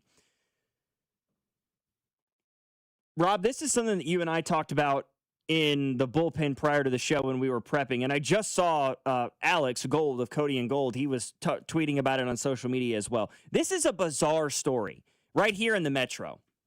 So the Kansas City Mavericks, I guess that's what they're called now, is the Kansas City Mavericks. They're no longer the Missouri Mavericks or the Indiana Independence Mavericks. They're just the Kansas City Mavericks now. The hockey team. The hockey team down the street. The hockey team that plays at Cable Dahmer and Independence, right? The Mavericks. They are about to be in the midst of their playoffs. And they sent out this tweet this morning. It says, important news, right? Their upcoming divisional series, Game 1 and Game 2, are going to be hosted at Cable Dahmer and Independence May 9th, May 10th. What turns this story on its head is the third paragraph of this letter that they sent to the fans. Due to circumstances beyond the organization's control, any potential Game 6 and 7 of this series will be held at Independence Community Ice. Regrettably, these games will not be open to the public. What? What do you mean? So the Mavericks, and I'll be the first to admit my ignorance on the subject. I've never been to a hockey game. I'm not the biggest hockey fan in the world, so I don't know as much about it or the fan base or the atmosphere at a game at Cable Dahmer for the Mavericks. But you're going to be able to host the first 2 games, and you can't host Game 6 and Game 7. Now, I've even seen Mayor Q chime in on this subject and say, like, there's got to be a place that we can get them to get fans in there. T-Mobile, OG Kemper Arena, is that Hy-Vee Arena now? It is Hy-Vee Arena now, yeah. Come on, now get the corporate sponsorships right. You're right. That's on me. Okay, I can't help it. Every stadium in America is a corporate name now. Listen, you should be thrilled that I called it the T-Mobile Center, because about half the time I will slip back into my high school days and call it Sprint Center. It's just the way it is. So you're not going to be able to have fans for these games if they happen. Why? Why, you ask? What is going on at Cable Dahmer Arena that could possibly prevent them from being able to host playoff games for the Mavericks? Graduation ceremonies. So Cable Dahmer is booked out for graduations, not concerts, not comedy, stand-up specials. Nope. Graduation ceremonies. I mean, this is no disrespect to the graduation ceremonies. So, whether it's the Mavericks or Cable Dahmer or someone over there in charge of booking needs to be in trouble. Maybe they lost their job already and we don't report on those things, but I would imagine if you run a big time stretch, if you run an arena, you got to be aware of what your host tenant timeline is. Can you imagine if, the Big 12 tournament one year was delayed or couldn't be at T-Mobile Center because of, a prom? You have to know the Mavericks date and schedule. But what's surprising to me is how is there nowhere in town for them to play with fans? I've been to one game. It's a fun atmosphere, lively. I wouldn't call it Arrowhead, but it's a fun, lively arena, and I imagine for the playoffs even more fun and lively. If it gets to a game 6 and 7, playing in an empty community ice center is just a losing proposition. Yeah. How is no one? T-Mobile Center, they don't have a host tenant. Blue Hawk out in Overland Park. You're right, the mayor mentioned Municipal. Hy-Vee Arena. How are none of these places able to throw a sheet of ice down and have some semblance of a fan base, but instead it's a community ice center and Independence that's the only solution to the problem? The problem, by the way, which I will not continue to glaze over, seems like of their own doing. You should have known when your playoffs are and booked out graduations accordingly. It's not like when the schedule comes out at the beginning of the year, you're like, oh man, I have no idea when the playoffs are. I know it's 9, 10, 11 months away. Do you know what I already know when I prep for this show and this station? What the NFL playoffs are going to look like. I imagine if I worked in an arena, I would also have that same mindset. I can't believe Fort Osage graduation is bumping them out for a home playoff game. I mean, with the amount of advertising that they do, I drive by Cable Dahmer every day to and from work, right up I-70. And you see when you drive past it, the amount of Maverick stuff that's up on display that they're advertising that this is the home of the Mavericks. And yet they can't get a playoff game inside that arena because of graduation. Like, you didn't have that kind of foresight to anticipate that this might happen. To make it worse, and I apologize for interrupting. So on the text line says they're a teacher in that district and they've been doing graduation there for 10 years. So you're telling me for 10 years this has never been a problem because the Mavericks have existed and they've made the playoffs, and this year it's like, whoa, how'd this pop up? That makes it even worse to me. Yeah, and this is yet another example behind why, and we have the conversation every once in a while, around the city and on these radio stations, and I've had it before. Like, hey, people are always asking, why can't Kansas City get an NBA team? Why can't Kansas City get an NHL team? This is an example as to why. Because these arenas, these places of business, they book out these nights. They don't want to sacrifice these dates. They don't want to sacrifice the revenue that's generated from being able to sell a date to a high school for a graduation ceremony, to sell out dates for concerts and stand-up comedy specials and circus acts and rodeos and all these sorts of things. That's why, right? You look at Kansas City and you're like, oh, an NBA team could absolutely fill the T-Mobile Center. Right, but T-Mobile doesn't want to give up 40-plus dates a year that they could make off the backs of concerts or other means of entertainment. Same thing with Cable Dahmer. Same thing with Hy-Vee Arena and Municipal and all these places. And so in order to get an NBA team, in order to get an NHL team here in the Metro, somebody would have to build the facility. That's a huge ask. It's just, it's a bizarre story. Somebody in the text line said ownership had no faith that they would make the playoffs. Also, I don't know how the minor league hockey playoffs work, but if they're hosting game 1 and 2 at Cable Dahmer, that would mean that not only are they in the playoffs, they're the better seed because they're hosting games 1 and 2, and it must do 2-3-2. 2-3-2. They must be hosting games 6 and 7 too. So not only, to the text line's point, did the ownership group not trust the team, they didn't trust the team to make the playoffs. They definitely didn't trust they'd be good and at home in the playoffs.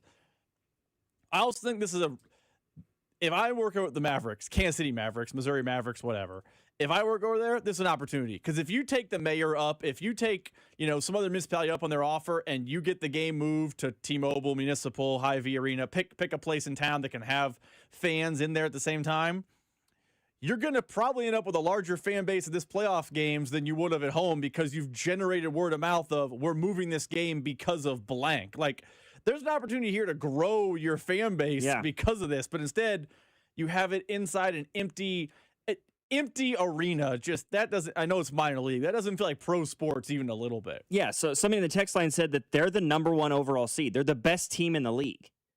Mind you, this is the second round of these playoffs. What happens if they win the series? Like, is there a conference finals? Is there a league finals that they're going to advance to? Like, where do we go from here? Somebody in the text line says, if a professional team wanted to be in KC, T-Mobile would make it happen. The NBA and NHL both don't want Kansas City. That's not true. It's mutual. That's absolutely not the case. I have talked to people who are very much involved with the operations at the T-Mobile Center.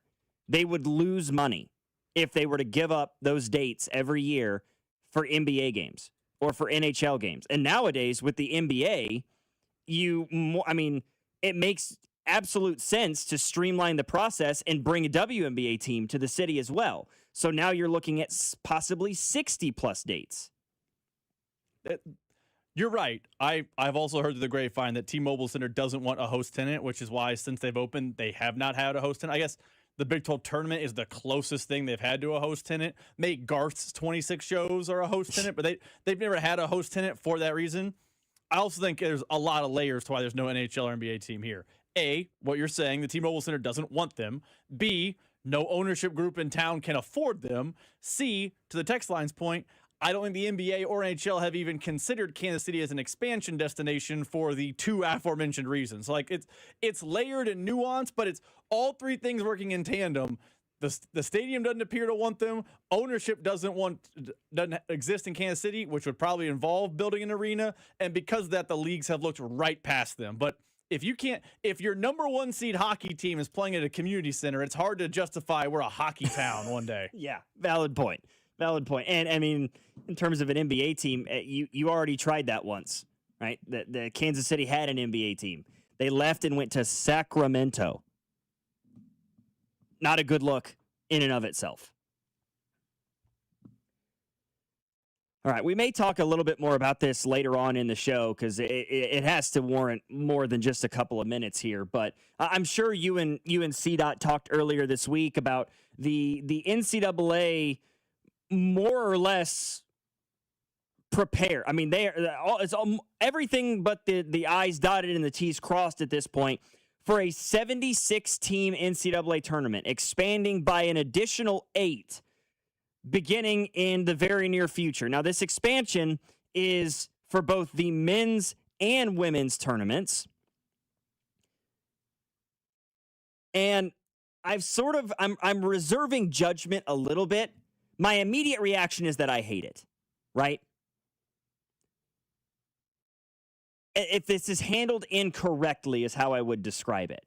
If you expand this to 76 teams and all of a sudden these better mid-major conferences, right? Like if all of a sudden, because you're now at 76, the Missouri Valley can now become a 2-bid league where a team that goes 19-15 and somehow wins the Missouri Valley tournament over a team like, I don't know, a Drake or a UNI or somebody that went out and won 25 or 28 games in the regular season. If this expansion leads to more mid-major schools getting into the field, I could get behind it.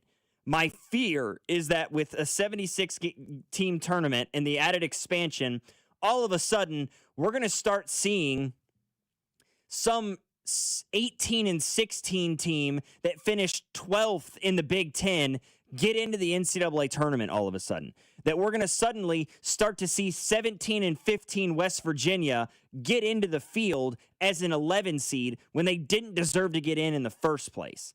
That's the fear I have with a 76-team tournament, is that it's only going to benefit high major schools that are inherently uncompetitive within their own leagues and therefore would not be competitive on the national stage. I mean, I know we need to take a break, but it's just so stupid. It's just so stupid. What they're doing is dumb for a multitude of reasons, and I get it. Television money, viewership, blah blah blah. Every year on April whatever date, they tell us that ratings are up and viewership's up, and now you're gonna have more play-in games. Now Tuesday, Wednesday will be a full days of basketball on television. They get 4 days of people watching at noon. I get all that, but the fact that in this year's tournament, if we had 76, Auburn would have been in, it's just nonsensical. Auburn that finished sub 500 in the SEC. We shouldn't be making room for Auburn and West Virginia. We shouldn't be making room for any team to 76. But the fact we're expanding is gross, and the reason is grosser. And then the outcome will be Auburn gets in, but more Miami of Ohio's get left behind. It's very frustrating as a college basketball fan, but they will on Thursday morning gloat the play-in games got the best ratings of all time this upcoming year, and then we'll all just go about our business. Yeah. Only thing I have to say is, Alexa, play Money, Money, Money by ABBA. That's all it is. That's all it's about for the NCAA, right? Stupid rulings on eligibility and ineligibility and recruiting violations, and yet nothing of actual substance when it comes to the products or the guardrails that they're supposed to be putting in place that they are absolutely not putting in place. I am, by many standards, maybe the biggest NCAA hater you will ever meet in your life. I cannot stand that organization at all. 913-586-7965 is our number. Speaking of the NCAA, they are currently investigating a high-profile quarterback in college football, and it has got the rumor mill swirling on a possible transfer portal addition for the Texas Tech Red Raiders, and it's kind of hilarious to think about it. Logan Weber filling in for C-Dot here on this Friday alongside Rob Britton on The Drive, 96.5, The Fan. The Drive with Carrington Harrison on Kansas City's only FM sports station, 96.5, The Fan. The first leg in horse racing's Triple Crown is this Saturday. So whether you're watching from the track or the comfort of your own home on the couch, you can bet the Kentucky Derby on the same place you bet all your other favorite sports. You can bet it on FanDuel, and right now, all customers get a Derby bet reset.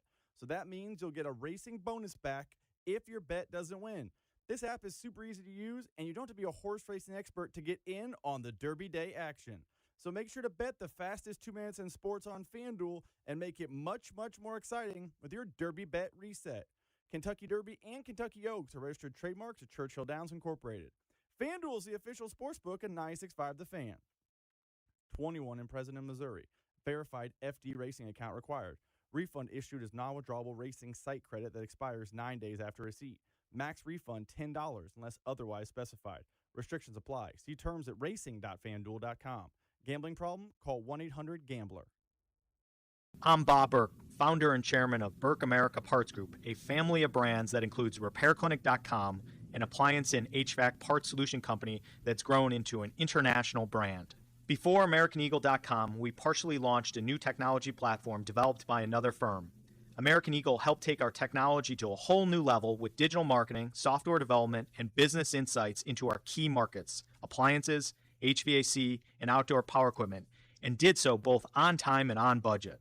AmericanEagle.com has the resources, experience, and talent needed to produce solutions. Our new technology platform, developed by AmericanEagle.com, has produced tremendous results with higher traffic, conversion, engagement, and online revenue. If you have any home repairs you need to take care of, check us out at RepairClinic.com. If you need a world-class website or technology project, then I would highly recommend AmericanEagle.com. Call AmericanEagle.com at 773-NETWORK. That's AmericanEagle.com, 773-NETWORK. Hi, I'm Carter. And I'm Charlie. We'd like to share a quick story about a homeowner named Jack. Jack had a home he needed to sell fast. And Jack thought he had it all figured out. So Jack talked to multiple cash buyers. Jack chose the highest offer. But the day before closing, guess what? The buyer backed out, leaving Jack with the moving truck all packed in the driveway and not sure what to do. Jack learned the hard way that the highest offer isn't always the right offer. Jack got suckered. Make sure you aren't hung out to dry. Call our dad at Rex Buys KC. Our dad is local, he knows Kansas City, and he actually closes deals. No repairs, no fees, no showings, no surprises. Just a fair cash offer and a smooth process. Now, don't be like Jack. Call 816-330-6000 or visit rexbuyskc.com. Rex Buys KC, helping people make smart choices one home at a time. This is the story of the one. As a procurement manager for a hospital system, she keeps every facility in her network stocked and ready. That's why she counts on Grainger to be her single source for thousands of products, from disinfectants to lighting, air filters, and more. And with fast, dependable delivery, Grainger helps her keep every facility stocked, safe, and running smoothly. Call 1-800-GRAINGER, click Grainger.com, or just stop by. Grainger, for the ones who get it done. And Doug. There's nowhere I wouldn't go to help someone customize and save on car insurance with Liberty Mutual, even if it means playing in a football game. Boom! 42! You're going down, Doug! Oh, yeah? Your price on car insurance when you customize and save is going down. Hey! Limu? What are you doing on their team? Only pay for what you need at libertymutual.com. Liberty, liberty, liberty, liberty. For 75 years, Kansas City families have trusted Anthony for comfort, safety, and dependable service. Thank you for trusting us with your house keys. Anthony, in your home for 75 years. Here's your traffic report on 96.5 The Fan. Crash with debris cleanup happening now. 435 southbound at 78 is the right lane blocked. And around the same area, you're dealing with a stall, right lane blocked. 435 northbound just past Stadium Drive. Multi-car crash working. It's 435 northbound. The exit to Bannister, right lane is blocked. A big backup in the area. Now down with traffic on 96.5 The Fan. This is your home for Kansas City sports. 96.5 The Fan. So it's been just over a week since the story broke surrounding Brendan Sorsby and the gambling addiction stuff and him betting on games while he was a member of the Indiana Hoosiers football program. And it's led to some rather wild reports and stories regarding how Texas Tech is going to find a solution to this issue, because it's a very real possibility that Brendan Sorsby could be suspended or maybe even kicked out of collegiate athletics if he is found to have done some extremely impermissible things during this situation. And it is, I think, yes, obviously the Brendan Sorsby stuff is an important part of the story. But I think what the reports are saying about Texas Tech right now is maybe the most important part of this story, Rob, in that we are hearing that Texas Tech is possibly reaching out to guys right now. Transfer portal's closed. You know, we are in the midst of spring ball right now. The new transfer portal window has not opened yet.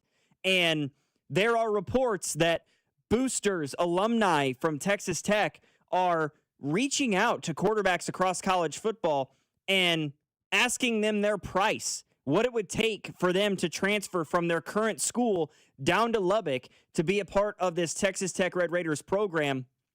And again, that is a major issue, I think, that is not being handled by the NCAA, that they are just allowing more or less tampering to occur 24/7, 365, in season, off season, spring ball, fall camp, summer workout. It doesn't matter.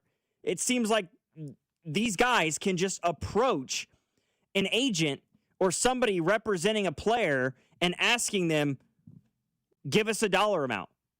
Here's a blank check in front of you. You write out so that your guy can come be a part of our organization. That is not how this should be operated. It's not how professional sports operate.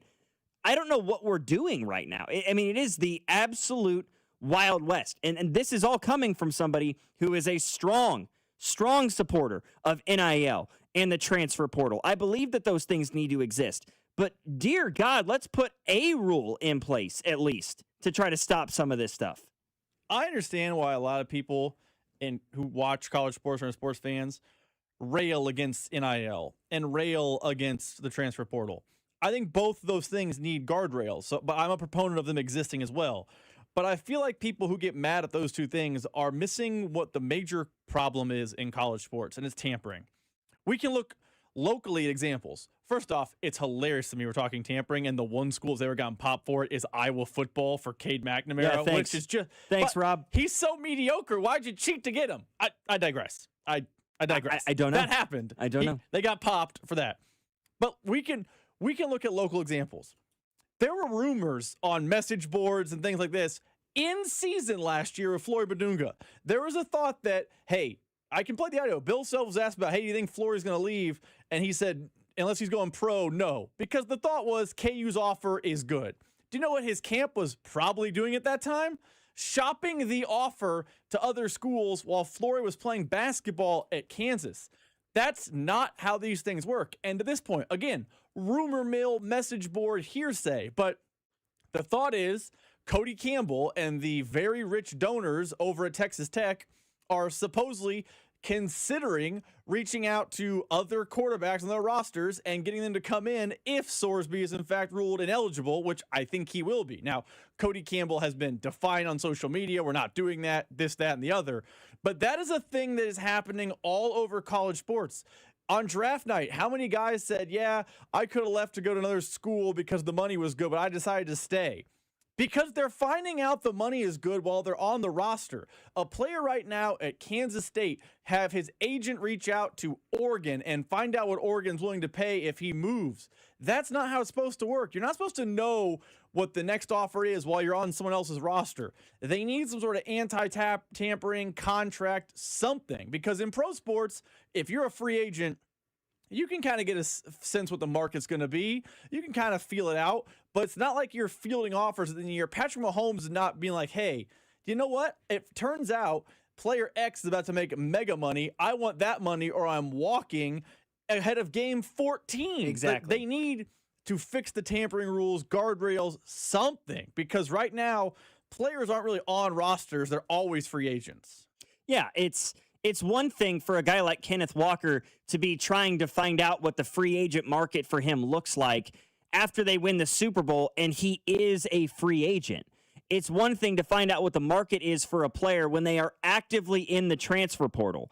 But like Jeremiah Smith never entered the transfer portal, and he talked numerous times to the media about how he was getting massive, mammoth-sized offers from other schools while he was still a member of the program at Ohio State. He was not even in the transfer portal.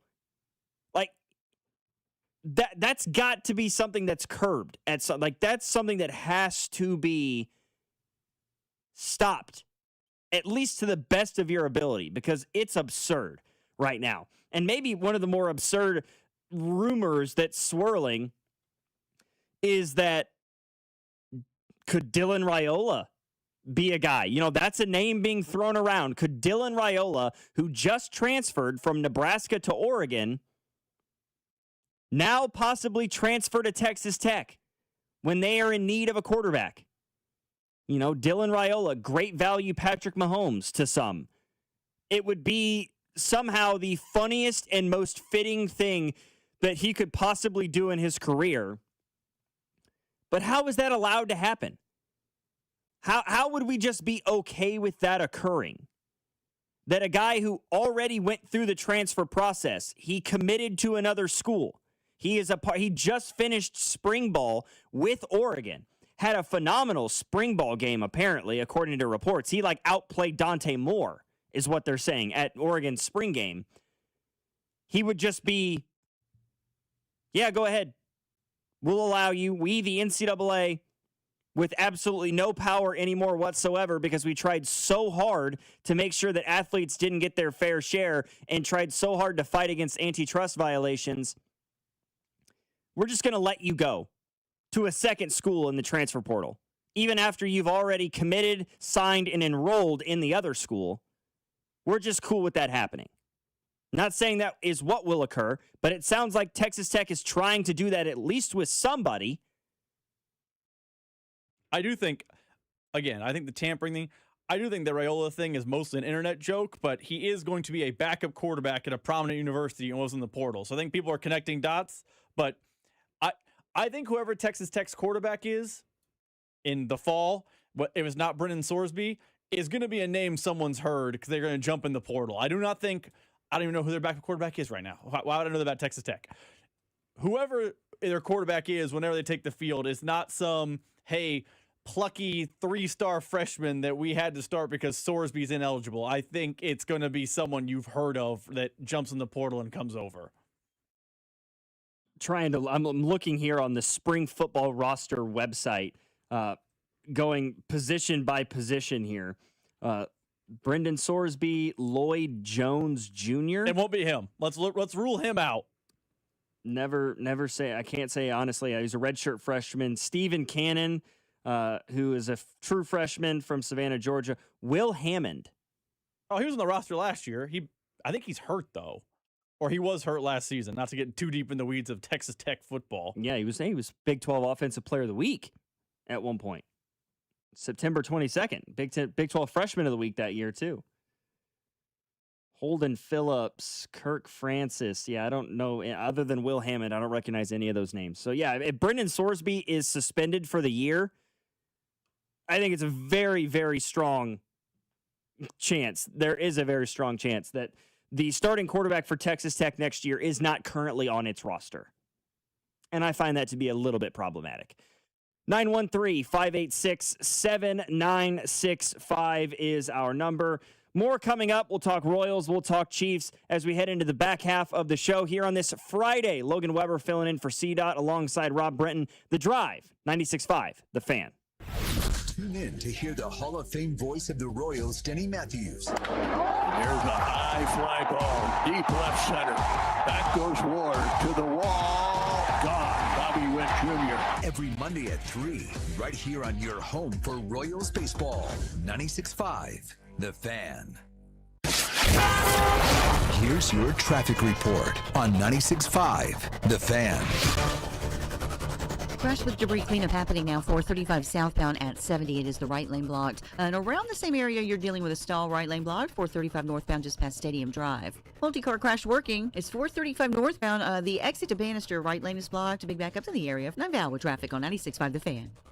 Well, it's Carrington Harrison from The Drive here. Let me ask you a couple of questions. Do you have poor sleep? What about low energy? How about brain fog, a reduced sex drive, weight gain, and workouts that just don't deliver like they used to? Well, the problem could be low testosterone. And the truth is, those testosterone levels can start declining as early as your 30s, 2 or 3% every single year. And before you know it, you just don't feel like the same man you did back in the day. Well, you don't have to accept this as just aging. Heartland Men's Health specializes in customized testosterone therapy and targeted body composition plans. You might think you have low T. Well, pick up the phone and call this number, 844-447-6600, or check out the website and take this simple 10-question quiz. Visit heartlandmenshealth.com. Your initial visit is just $100, includes a medical consultation, a PSA test, and lab results in about 30 minutes, and your treatment can start that day.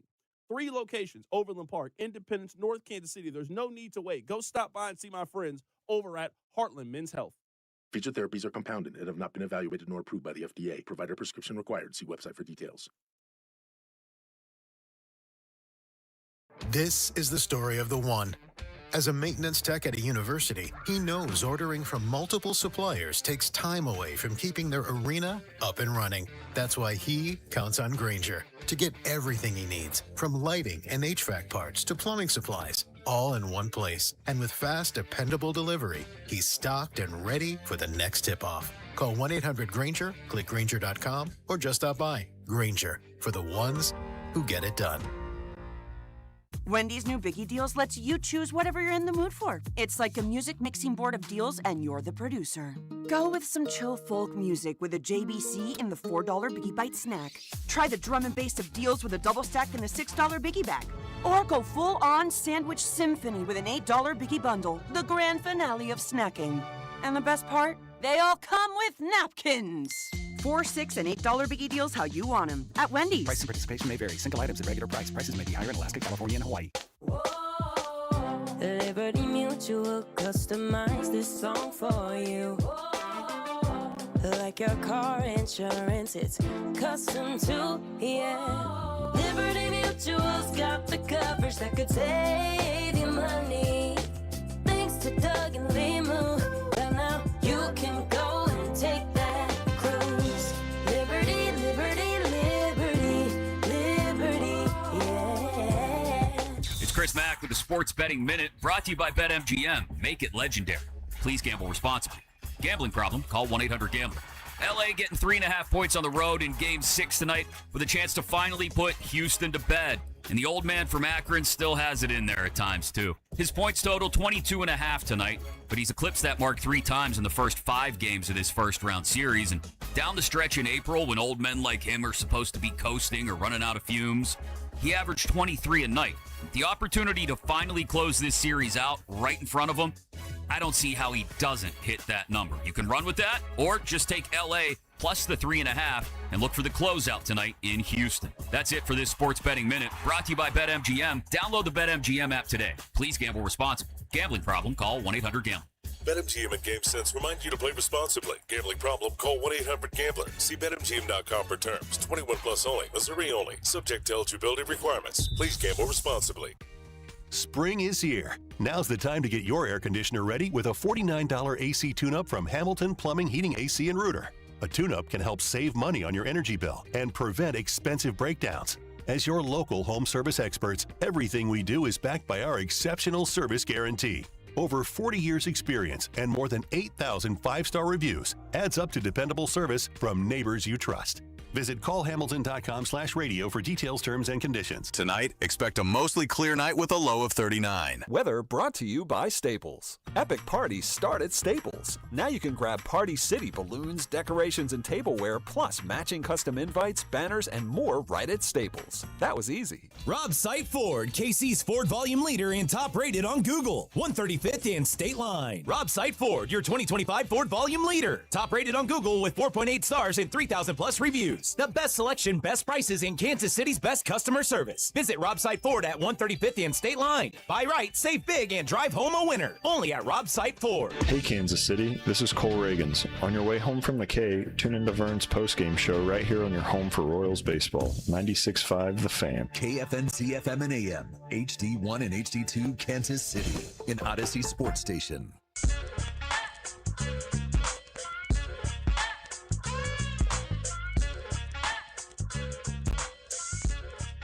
It's fun to remember the days when just normal everyday fans could attend sporting events without draining their bank accounts, without dipping into their savings or their 401k.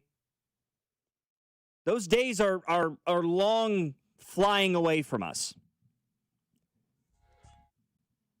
According to this article it's originally from the Associated Press, but saw it on ESPN this morning.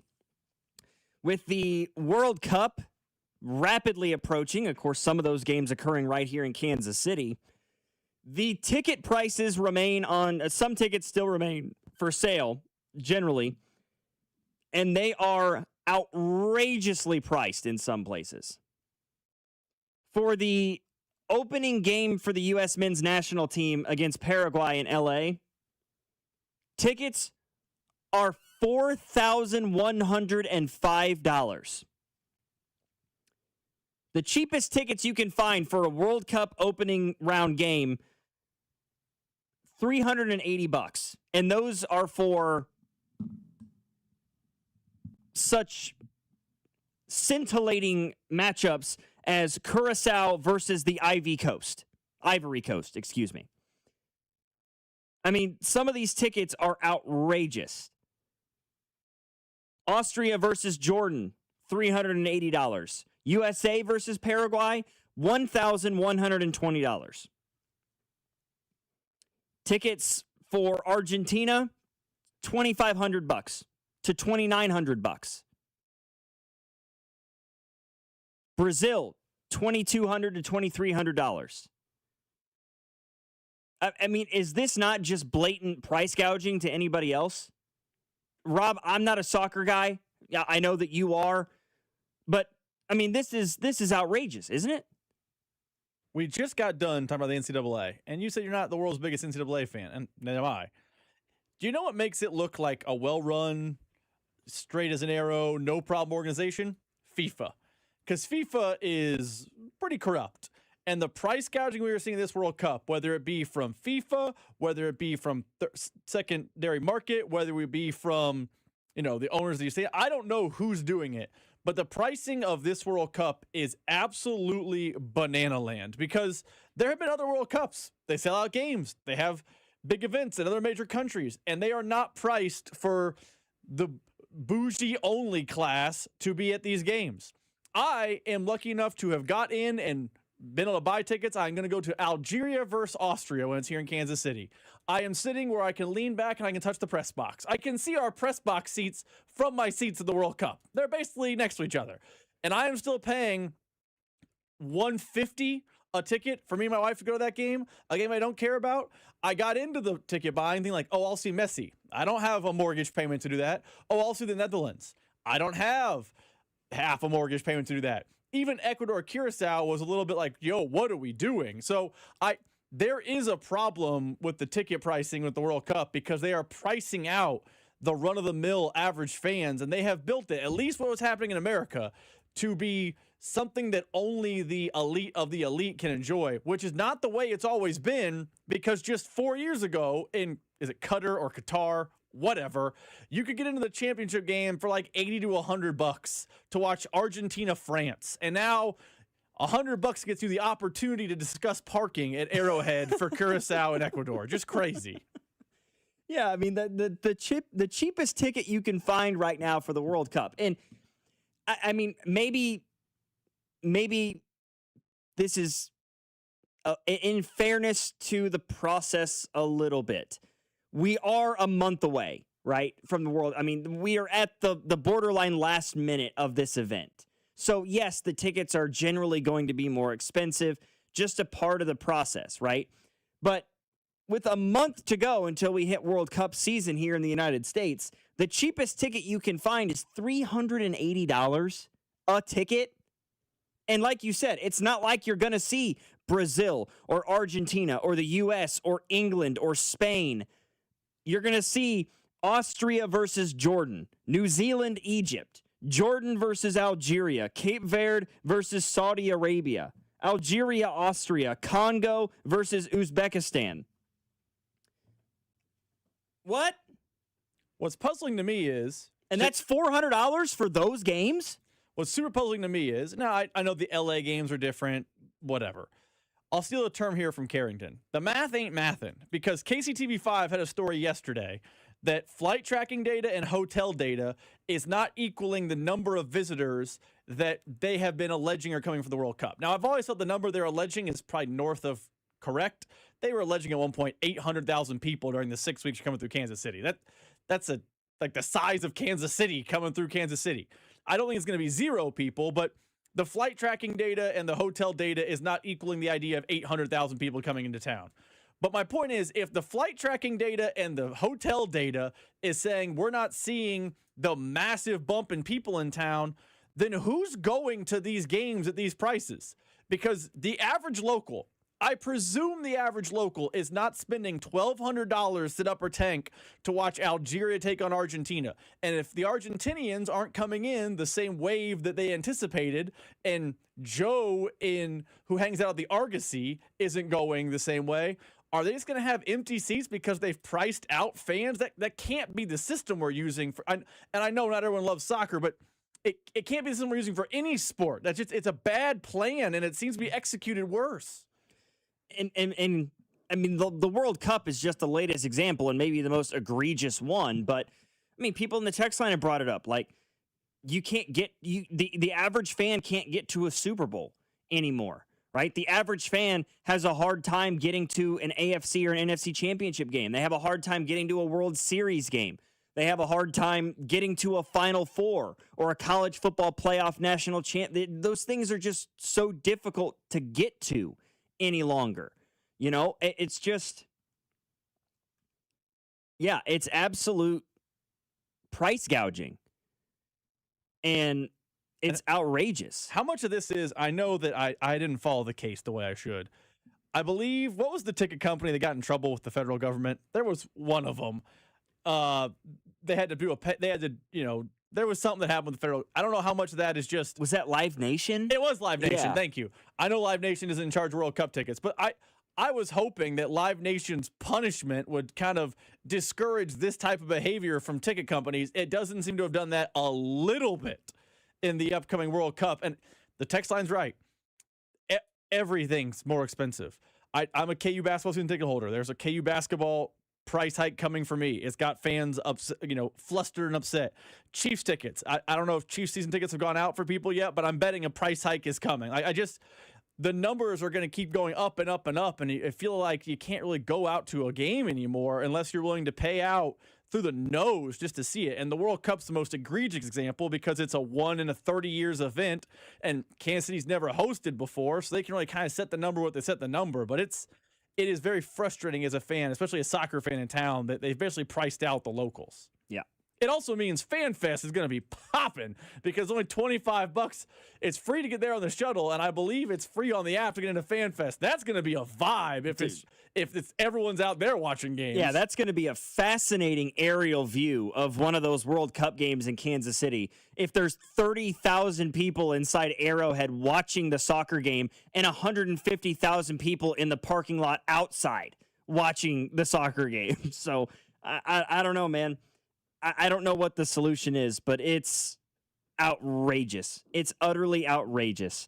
913-586-7965 is our number. More coming up. Let's talk about Arrowhead in the World Cup. More across the street at Kauffman Stadium. What's going on with the Kansas City Royals? Because looking at the prospects inside the Royal system, we could find some interesting decisions being made regarding some of those guys, some of the big name prospects in the system over the next few months. Logan Weber filling in for Carrington alongside Rob Britton. You're listening to The Drive, 96.5, The Fan. You're listening to The Drive with Carrington Harrison, the go-to show for dating advice you didn't ask for. If you got to ask your girl to help on the bill on Valentine's Day, you've done something wrong. On your home for Kansas City sports, 96.5, The Fan. The first leg of the horse racing Triple Crown is on Saturday, so whether you're going to Churchill Downs or you're watching it from the comfort of your couch, you can bet the Kentucky Derby on the same place that you can bet on all of your other favorite sports on FanDuel, America's #1 sportsbook app. And right now, all customers can get a Derby bet reset. That means you'll get racing bonus back if your bet doesn't win. The app is super easy to use. You don't have to be a horse racing expert to get in on the Derby Day action. This is one of my favorite events of the sports calendar. There's no better place to celebrate one of America's exciting sporting events than with our friends over at FanDuel, America's #1 sportsbook app. So bet the fastest 2 minutes in sports on FanDuel and make it that much more exciting with your Derby bet reset. The Kentucky Derby and Kentucky Oaks are registered trademarks of Churchill Downs Incorporated. 21 and present in Missouri. Verified FD racing account required. Refund issued. Non-withdrawal racing site credit expires 7 days after receipt. Max refund $10 as otherwise specified. Restrictions apply. See terms at racing.fanduel.com. Gambling problem? Call 1-800-GAMBLER. Check engine or ABS light on? Take the guesswork out of your warning lights with O'Reilly Veriscan. It's free. Ask for O'Reilly Veriscan. O'Reilly Auto Parts. Snakes, zombies, public speaking. The list of fears is endless. But the real danger is in your hand when you're behind the wheel. Distracted driving is what's really scary and even deadly. Eyes forward, don't drive distracted. Brought to you by NHTSA and the Ad Council. This is the story of the one. As a procurement manager for a hospital system, she keeps every facility in her network stocked and ready. That's why she counts on Grainger to be her single source for thousands of products, from disinfectants to lighting, air filters, and more. And with fast, dependable delivery, Grainger helps her keep every facility stocked, safe, and running smoothly. Call 1-800-GRAINGER, click Grainger.com, or just stop by. Grainger, for the ones who get it done. Hi, I'm Emily, your friend and jeweler at Shane Company, where fine jewelry is always crafted with care no matter the price. Mother's Day, birthdays and graduations, weddings and anniversaries, the new job you got, and even the one you didn't. Give a birthstone necklace, a heart-shaped locket made in Italy, or high-quality diamond studs you can trade up every year. At Shane Company, we have something for everyone. Because a friend wants you to win the gifting game. Visit us in store or at shaneco.com. Shane Company, your friend and jeweler. Vicky Stevens writes, "We weren't happy with the way things turned out last season, so I made the call. Weedman's been a total game changer. Fertilization, weed control, the whole 9 yards. Our lawn has never looked better. The neighbors are so jealous, they avoid me at the supermarket. It's fantastic. Go to weedman.com, enter promo code GREEN, and get 1 free service." Indeed presents hires you can't afford to get wrong, like customer service associate at a dry cleaning shop. Yeah, hi. I'm here to pick up my suit. Ah, yes. Here you go. There must be a mistake. This is too small. It shrunk a whole lot. Look on the bright side. Now you have a suit you can give to a child. This is a job for sponsored jobs. This is what happens when you don't sponsor your job on Indeed. Next time, get matched with quality candidates with Indeed sponsored jobs. Visit Indeed.com/hire now and sponsor your job today. And Doug. There's nowhere I wouldn't go to help someone customize and save on car insurance with Liberty Mutual, even if it means playing in a football game. Boom! 42! You're going down, Doug! Oh, yeah? Your price on car insurance when you customize and save is going down. Hey! Limu? What are you doing on their team? Only pay for what you need at libertymutual.com. Liberty, liberty, liberty, liberty. This is the story of the one. As a maintenance tech at a university, he knows ordering from multiple suppliers takes time away from keeping their arena up and running. That's why he counts on Grainger to get everything he needs, from lighting and HVAC parts to plumbing supplies, all in one place. And with fast, dependable delivery, he's stocked and ready for the next tip-off. Call 1-800-GRAINGER, click Grainger.com, or just stop by. Grainger, for the ones who get it done. If you own a business, you've heard it all. From fast funding to easy approvals, everyone says the same thing. LendSeek is different. We show you what you actually qualify for. LendSeek's AI-enabled platform matches you with funding options with no guesswork. Up to $5 million in as fast as 24 hours. If you've been in business over a year, doing at least $50,000 per month, apply for free with zero out-of-pocket costs and access to over 100 lenders. Start ready, stay ready. Lendseek.com. LENDSEEK.com. You're listening to 96.5 The Fan from the DM Injury Law Studios. Mike's got this. Car, truck, or motorcycle wreck? Remember, Mike's got this. 816-888-7500. Mike's got this. The countdown to the World Soccer Championship is brought to you by Blue Cross and Blue Shield of Kansas City. From here, for wherever you are, that's the benefit of blue. Visit bluekc.com/benefit of blue for more information. Here's your traffic report on 96.5 The Fan. If you're headed up to Liberty, going to take you a few extra minutes. There's a crash in your way now, 35 northbound just before 152 highway. Scoot to the left through here. That is the secret. Okay, downtown, new crash. Oh, several cars involved. Okay, that explains the red. 70 eastbound at Maine. Left lane is blocked. I'm Val with traffic on 96.5 The Fan. Hey, it's Carter Jensen from the Kansas City Royals. Welcome back to The Drive with C-Dot on 96.5 The Fan. With the Royals stumbling out of the gate through the first month plus of the season, sitting at 12-19 as we hit the month of May, there have been a lot of opinions, one way or the other. Hope is lost. The season is over. We should tear it all down. Or folks that are saying, hey, how can we try to build this thing back up? How can we try to right the ship here a little bit? And I think it immediately, at least for me, leads me into what are some of the intangibles the Royals have at their disposal to try to fix things and try to fix them a little bit more quickly, right? Well, that goes to the organization. That goes to the top prospects in your system. And when you look at who the Royals have at the top of the heap, it's kind of an interesting thing to look at, looking at who the Royals have as their top prospects, right? I mean, Blake Mitchell's obviously the guy at the top of the list right now. He is having I can only describe it as one. His career stats in minor league baseball are confusing. Okay.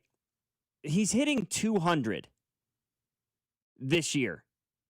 Across 20 games in High A in the Quad Cities, he's hitting 200 with a 471 on base percentage. He has 11 hits in 55 at-bats. He's walked 28 times.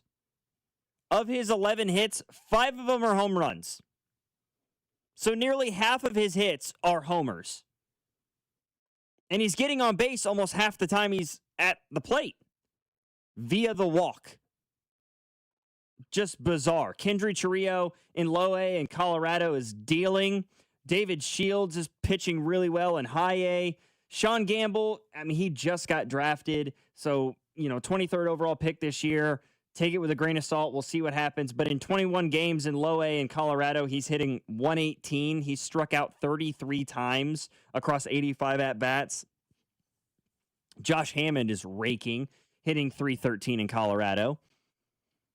But, I mean, where would we like to see the Royals go, right? I mean, I think the questions immediately become, if the Royals are going to try to make a trade to shake things up, which I'm not necessarily saying they should, because it doesn't look like they've got a prospect in the system right now that is an immediate or in the near future call-up candidate, right? I'd say if there was one, it would be Ben Kudrna, but he just had the elbow surgery, so obviously we're going to be without him for quite a while. And the possibility of him being brought up. Outside of that, you're looking at the Royals' top 10 prospects. He's the only one in AAA. Drew Beam is the only one in AA. Every other prospect at the top of this system is in Low A or High A currently, or even in rookie ball, which is where Angel Gomez is. So I think the better solution, rather than trying to look as to who's the next call-up candidate, might be to look at who are the prospects you could deal. Who are some guys that you have enough value in as a prospect in your system to try to get a quality MLB return out of? And where does that return come from? What position are we looking at? I'm assuming it's still got to be left field, even though you just acquired Isaac Collins and you brought Lane Thomas over and Starling Marte can play the position. There's not really a ton of guys in the Royals system that I look at as guys that you could definitely consider trading. I mean, the one that stands out the most is probably Ramon Ramirez. 20 years old. I think he's currently in High A with Quad Cities. He's playing fairly well, hitting 257 with a 325 OBP. His OPS is 770. He's got 3 home runs, 20 RBIs so far this year across 19 games played. Doesn't strike out a ton, but he's a catcher. He's a 20-year-old catcher who's the 7th best prospect in your system, when the best prospect in your system is a 21-year-old Blake Mitchell. Oh, yeah, and your catcher is currently a 22-year-old rookie who's hit 6 home runs through the first 31 games of his career. Okay. So I don't think you necessarily need Ramon Ramirez in your system. He's a possible trade candidate. I still think this Royals team needs to consider either Carson Rocafort or even Gavin Cross as top 30 prospects as potential trade candidates. I just don't think Gavin Cross is a major league player. He's 25 years old. He's stuck in AAA right now. I don't see where his lane is. And, maybe that's part of the reason why an MLB team hasn't traded for him. It's because they don't see a lane for him either. Rocafort is 24 years old. He's in AA right now. Where does his future lie with this Royals baseball team? He's playing well in AA, don't get me wrong. 5 home runs, 877 OPS. He's hitting, just under 240 with a almost 380 OBP, but I think the Royals are kind of between a rock and a hard place right now because they don't have one of the top 10 farm systems in Major League Baseball. Here's the thing. And I'm not suggesting that you're a proponent of trading a prospect for an everyday player right now, because I think we are premature on the season of having buy-sell conversations. It's definitely premature just in general.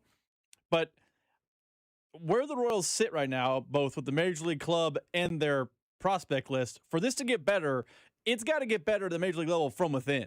They need Salvador Perez to look like Salvador Perez again.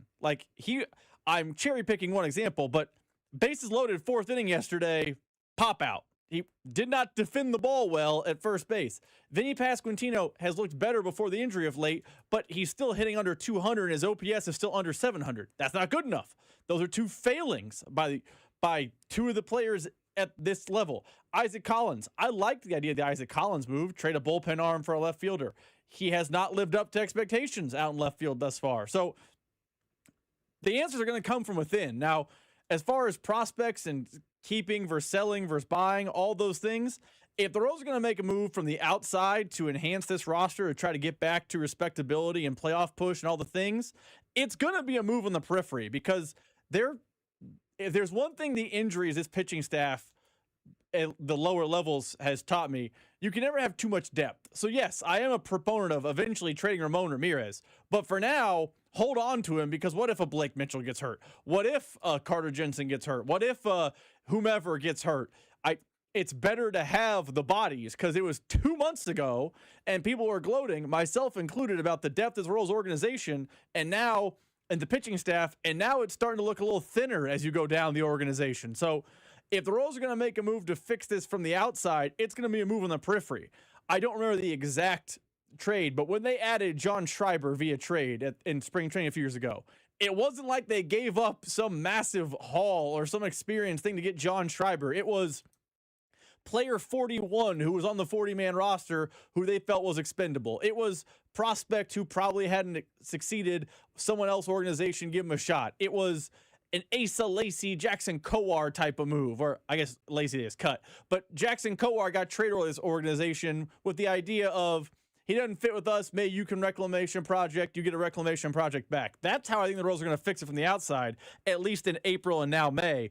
But in the long term, the Royals are going to have real conversations about June, July in trades, and I don't know they can afford to be giving up real prospects, even if they start to turn this thing around, because they just don't have a great depth of good prospects. Yeah, they're not in a position right now. They don't have the prospect pool at their disposal to try to make a deal for a major outfield bat. Like, you're not going to bring in a guy that, and especially like a borderline all-star, that's never going to happen. But even a guy that's like a 260 hitter in left field, it's just not going to be the case right now. I think your best opportunity for that would have been this past offseason in a deal with a Chris Bubich or a Noah Cameron and a prospect or two. You've sort of let that boat sail right by you at this point in the year.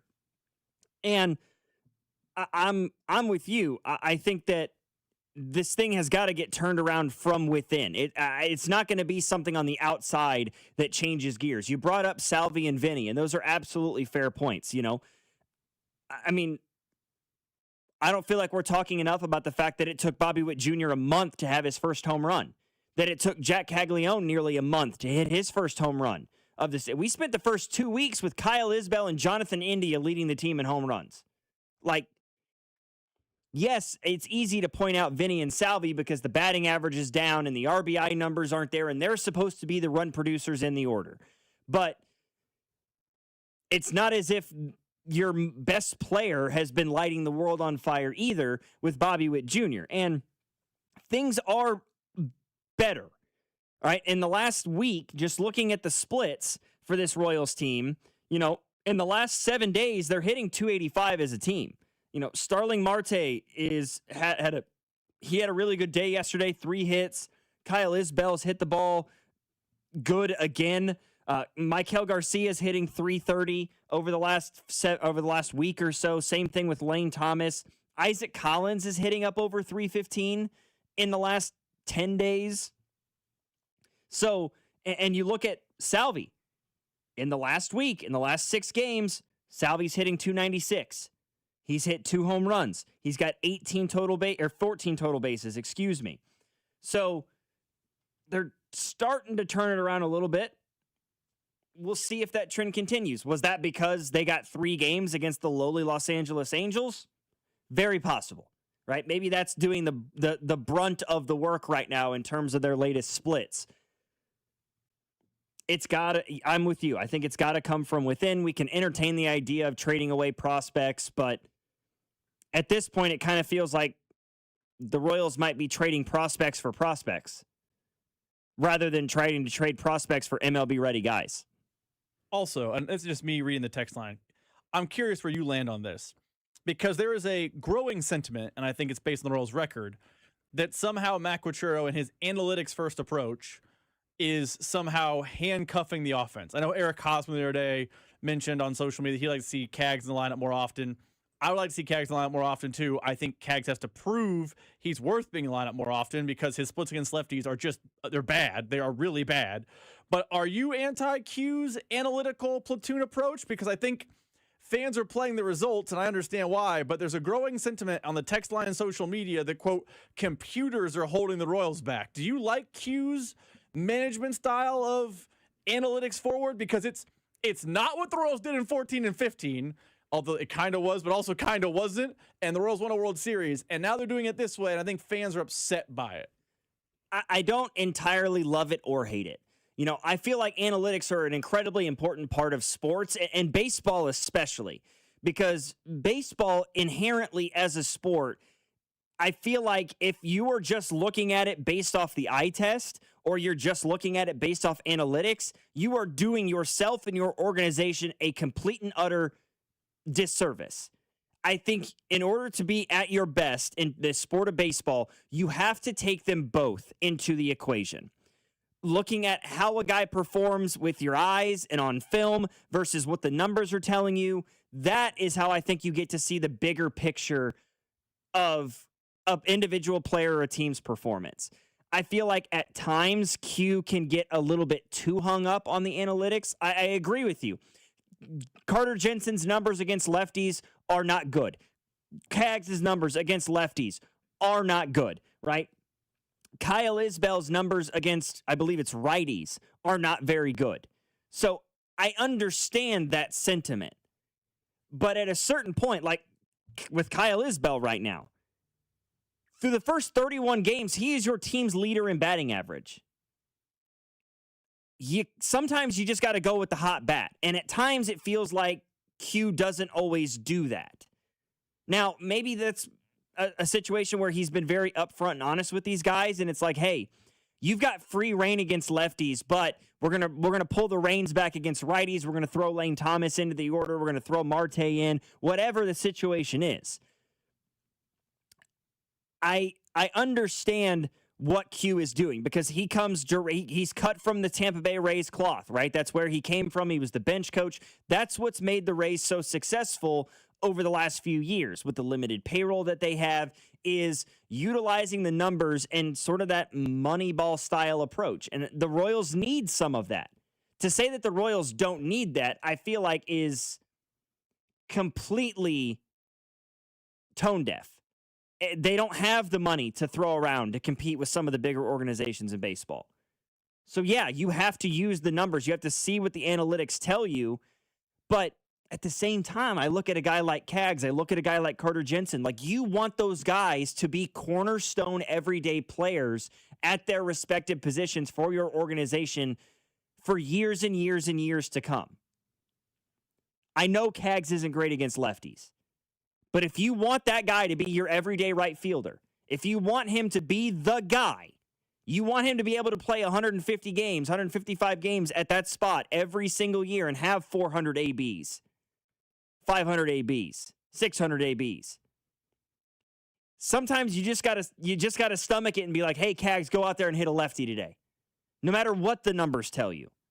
You kind of got to play both sides of it. And it feels like at times, yes, Q does sway more on the side of, well, the numbers say that's a bad idea, instead of at times just being like, hey, I'm going to throw out my best guy in right field. I'm going to put my best guy behind the dish today and just roll with the punches a little bit. I agree with you. And I'm not anti-analytics. I don't think the numbers rooting the sport, all that jazz. I think in a weird way, I think Q both under and over tinkers. Because I think sometimes the starting lineup, he over tinkers. He's doing too much, a little bit of paralysis by analysis. But then sometimes in games, I feel like, okay, the numbers say you start Lane Thomas over Kaggs into lefty, just for the example. And then they get in game, and it's the sixth inning, and it's 2-1, and the opponent is going to the bullpen, and here comes a righty.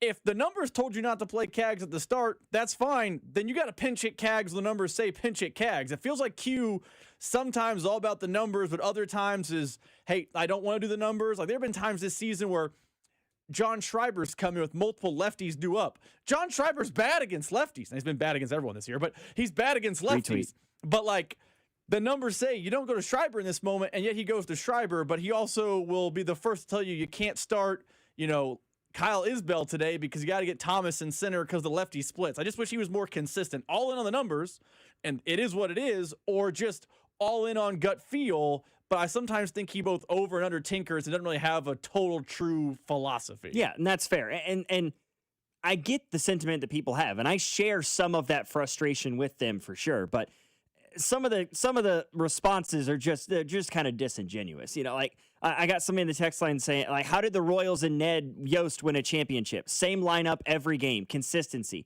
Yes, they did have consistency. Look at that roster. Look at the 2015 Royals and look at the 2026 Royals and tell me they're the same. When you've got Lorenzo Cain in center field, hell yeah, you're going to play him every day. When you've got Alex Gordon in left field, hell yeah, you're going to play him every day. When you've got Alcides Escobar at shortstop, and you've got Moose at third, and you've got a young Salvador Perez behind the dish, and an all-star Eric Hosmer at first base. Yeah, those guys are going to play every day. I also think, to your disingenuous point, we do a bit on the show. We open the show when Carrington's hosting up the Royals. We do a random Royals lineup. I can pull the 2014, 2015 lineups. People were moving around. It was not plug and play. It was more plug and play than Q. I will never argue that. But Mike Moustakas, as he struggled up and down in 14 and 15, was constantly bouncing around the lineup. Up until Escobar in the postseason, they did not have a plan at leadoff hitter. Gordon did it for a while. They had other players. David Lowe, remember that name? He used to lead off for a while for this team. Like they didn't have a solution for leadoff until Escobar kind of took the role late in 2015. If I look at the May 1st lineup of the 2015 team, Escobar was not the everyday leadoff man at that point. That was a late in the season process. Omar Infante for a while batted second for this team. He then batted seventh for this team. Like there was more tinkering than I think people remember. I think people look back with rose-colored glasses, but it was still less than Q, so the text line's correct on that point, but it's not zero tinkering that happened with Ned Yost. Yeah, looking at that lineup, Salvi played in 142 games, Haas in 158, Alcides played 148, Moose played in 147, Kendrys Morales DH'd every day, 158 games, but you also had, the midseason acquisition of Ben Zobrist, who played in 60 games. Paulo Orlando, shout out to that name. I thought that dude was going to be an absolute stud on this team for years and years and years to come. Didn't happen. He played in 86 games. He had 240 ABs. Gerard Dyson had 200 at-bats for this Royals team. Christian Colon had 100 ABs. So, yes, they did have their sort of everyday guys, but, Alex Gordon only played in 104 games that year. Alex Rios played in 105 games that year. Omar Infante played in 120 games. So there was a little bit of moving around that happened, even with Ned Yost and that Royals team. I mean, Drew Butera had 100 at-bats that season, or 100 plate appearances, I should say. So is it more or less than what Q does now? It's definitely less. But it's not zero, which I think it's not zero. That's the rose-colored glasses fans have about the Ned Yost era, is that every day the lineup was set. There was much more tinkering in 14 and 15 than I think people remember. It caught on, and it was plug and play in the postseason, but the postseason is also a very different animal than the regular season. It's more a sprint than marathon. It's much easier to keep the same lineup in the order every day when you have 5 guys that are all-stars and 3 that finish in the top 20 of the MVP voting than the Royals have now. Where you've got Vinny, yes. Salvi, either behind the dish or DHing, yes. Bobby at shortstop, obviously. Michael at third base, obviously. You don't have an everyday second baseman. You were hoping for one when you acquired Jonathan India, but that's gone up in smoke. Cags in right field, there's certainly optimism for that. Carter Jensen behind the dish, he's quickly becoming an everyday guy in the lineup. Kyle Isbell's having a really good year, but is it sustainable? Can he sustain and be a 270, 280, 290 hitter over the course of 162 games? I'll believe it when I see it. And left field, you tried to moneyball it and replace it in the aggregate, but it's blown up in your face. And somebody in the text line says it, right? And we're talking about Q and all these things that Q could be doing wrong, might be doing wrong, or is doing wrong. Matt Quattrero is not also, he's not the guy, he's not in the line, he's not in the order. He's not in the batter's box. He's not leaving 12 guys on base. He's not the one that's allowing this Royals team to be the MLB's worst in terms of OPS with runners in scoring position. Despite the record and despite what you might think of Matt Quattrero, this team is still, whether it be from Q himself or the guys in the lineup, they're putting themselves in positions to be successful and then completely failing to capitalize on it. I don't know how much of that we can put squarely on the shoulders of Matt Quattrero. 913-586-7965 is our number. More coming up, including with the lack of acquisitions for the Kansas City Chiefs on the offensive side of the football this offseason. I feel like we're about to find out very, very quickly whether it's a lack of talent on the roster or a lack of talent from the previous offensive coordinator as to why this Chiefs team has struggled on that side of the ball the last few years. Stick around. Logan Weber filling in for Carrington alongside Rob Britton. You're listening to The Drive, 96.5, The Fan. The Drive with Carrington Harrison on your home for Kansas City sports, 96.5, The Fan. The first leg in horse racing's Triple Crown is this Saturday. So whether you're watching from the track or the comfort of your own home on the couch, you can bet the Kentucky Derby on the same place you bet all your other favorite sports. You can bet it on FanDuel, and right now, all customers get a Derby bet reset. So that means you'll get a racing bonus back if your bet doesn't win. This app is super easy to use, and you don't have to be a horse racing expert to get in on the Derby Day action. So make sure to bet the fastest 2 minutes in sports on FanDuel and make it much, much more exciting with your Derby bet reset. Kentucky Derby and Kentucky Oaks are registered trademarks of Churchill Downs Incorporated. FanDuel is the official sports book of 96.5 The Fan. 21 and present in Missouri. Verified FD racing account required. Refund issued as non-withdrawable racing site credit that expires 9 days after receipt. Max refund $10 unless otherwise specified. Restrictions apply. See terms at racing.fanduel.com. Gambling problem? Call 1-800-GAMBLER. Hey, it's Gold, and right now I'm driving the new 2026 Ford Mustang Mach-E. It's a fully electric vehicle, saving some money on the high gas prices right now. And over at Shawnee Mission Ford, Ford has announced a great way for you to get that dream vehicle. $399 lease payments on Mustang EcoBoost, Bronco Sport Big Bend, or $499 lease payments on a Mustang GT or an Explorer Active. Get that vehicle of your dreams for only $399 or $499 a month, plus a $500 gas card on top of that. Shawnee Mission Ford is on a mission to do more in 26. $999 down payment plus tax and fees for 36 months and 10,500 miles a year. The Royals and the See You in the Major Leagues Foundation are teaming up with Blue Cross and Blue Shield of Kansas City to recognize outstanding high school sports coaches through the Blue KC Coaches with Character program. From April to September, we'll recognize 6 coaches as a Blue KC Coach with Character. Each honoree will receive a VIP package that includes tickets to a Royals game and more. Be part of honoring our high school coaches whose service is making Kansas City a better place to live, work, and play. Just go to bluekc.com/nominate coaches with character to nominate today.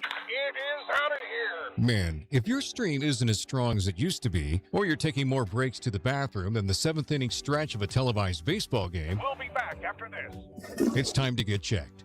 An enlarged prostate or BPH could be the cause, and Kansas City Urology Care is here to help. Fast answers, trusted care. Don't wait. Come see Kansas City's largest, most experienced, and most advanced urology team. Visit kcuc.com today. At KCUC, You see the best in KC. How was your break? It was great until I stopped for gas. Prices have gone up almost $1 with no end in sight. I might have to start watching how much I drive. That's exactly why I use Upside. I never pay full price for gas with the free Upside app. Upside? Yes, Upside. It's the free app that gives you cash back just for buying the gas you're already buying. So, even with the rising gas prices, I'll never have to limit how much I drive. Does that actually add up to anything? Just last year, I made over $200 with the Upside app. Wow, that's serious extra cash. I'm downloading the free Upside app right now. Download the free Upside app to earn cash back on the gas you're already buying. Use promo code WAGON for an extra 25 cents per gallon bonus on your first tank. You can cash out anytime, right to your bank account, or an e-gift card for Amazon and other brands. Just download the free Upside app and use promo code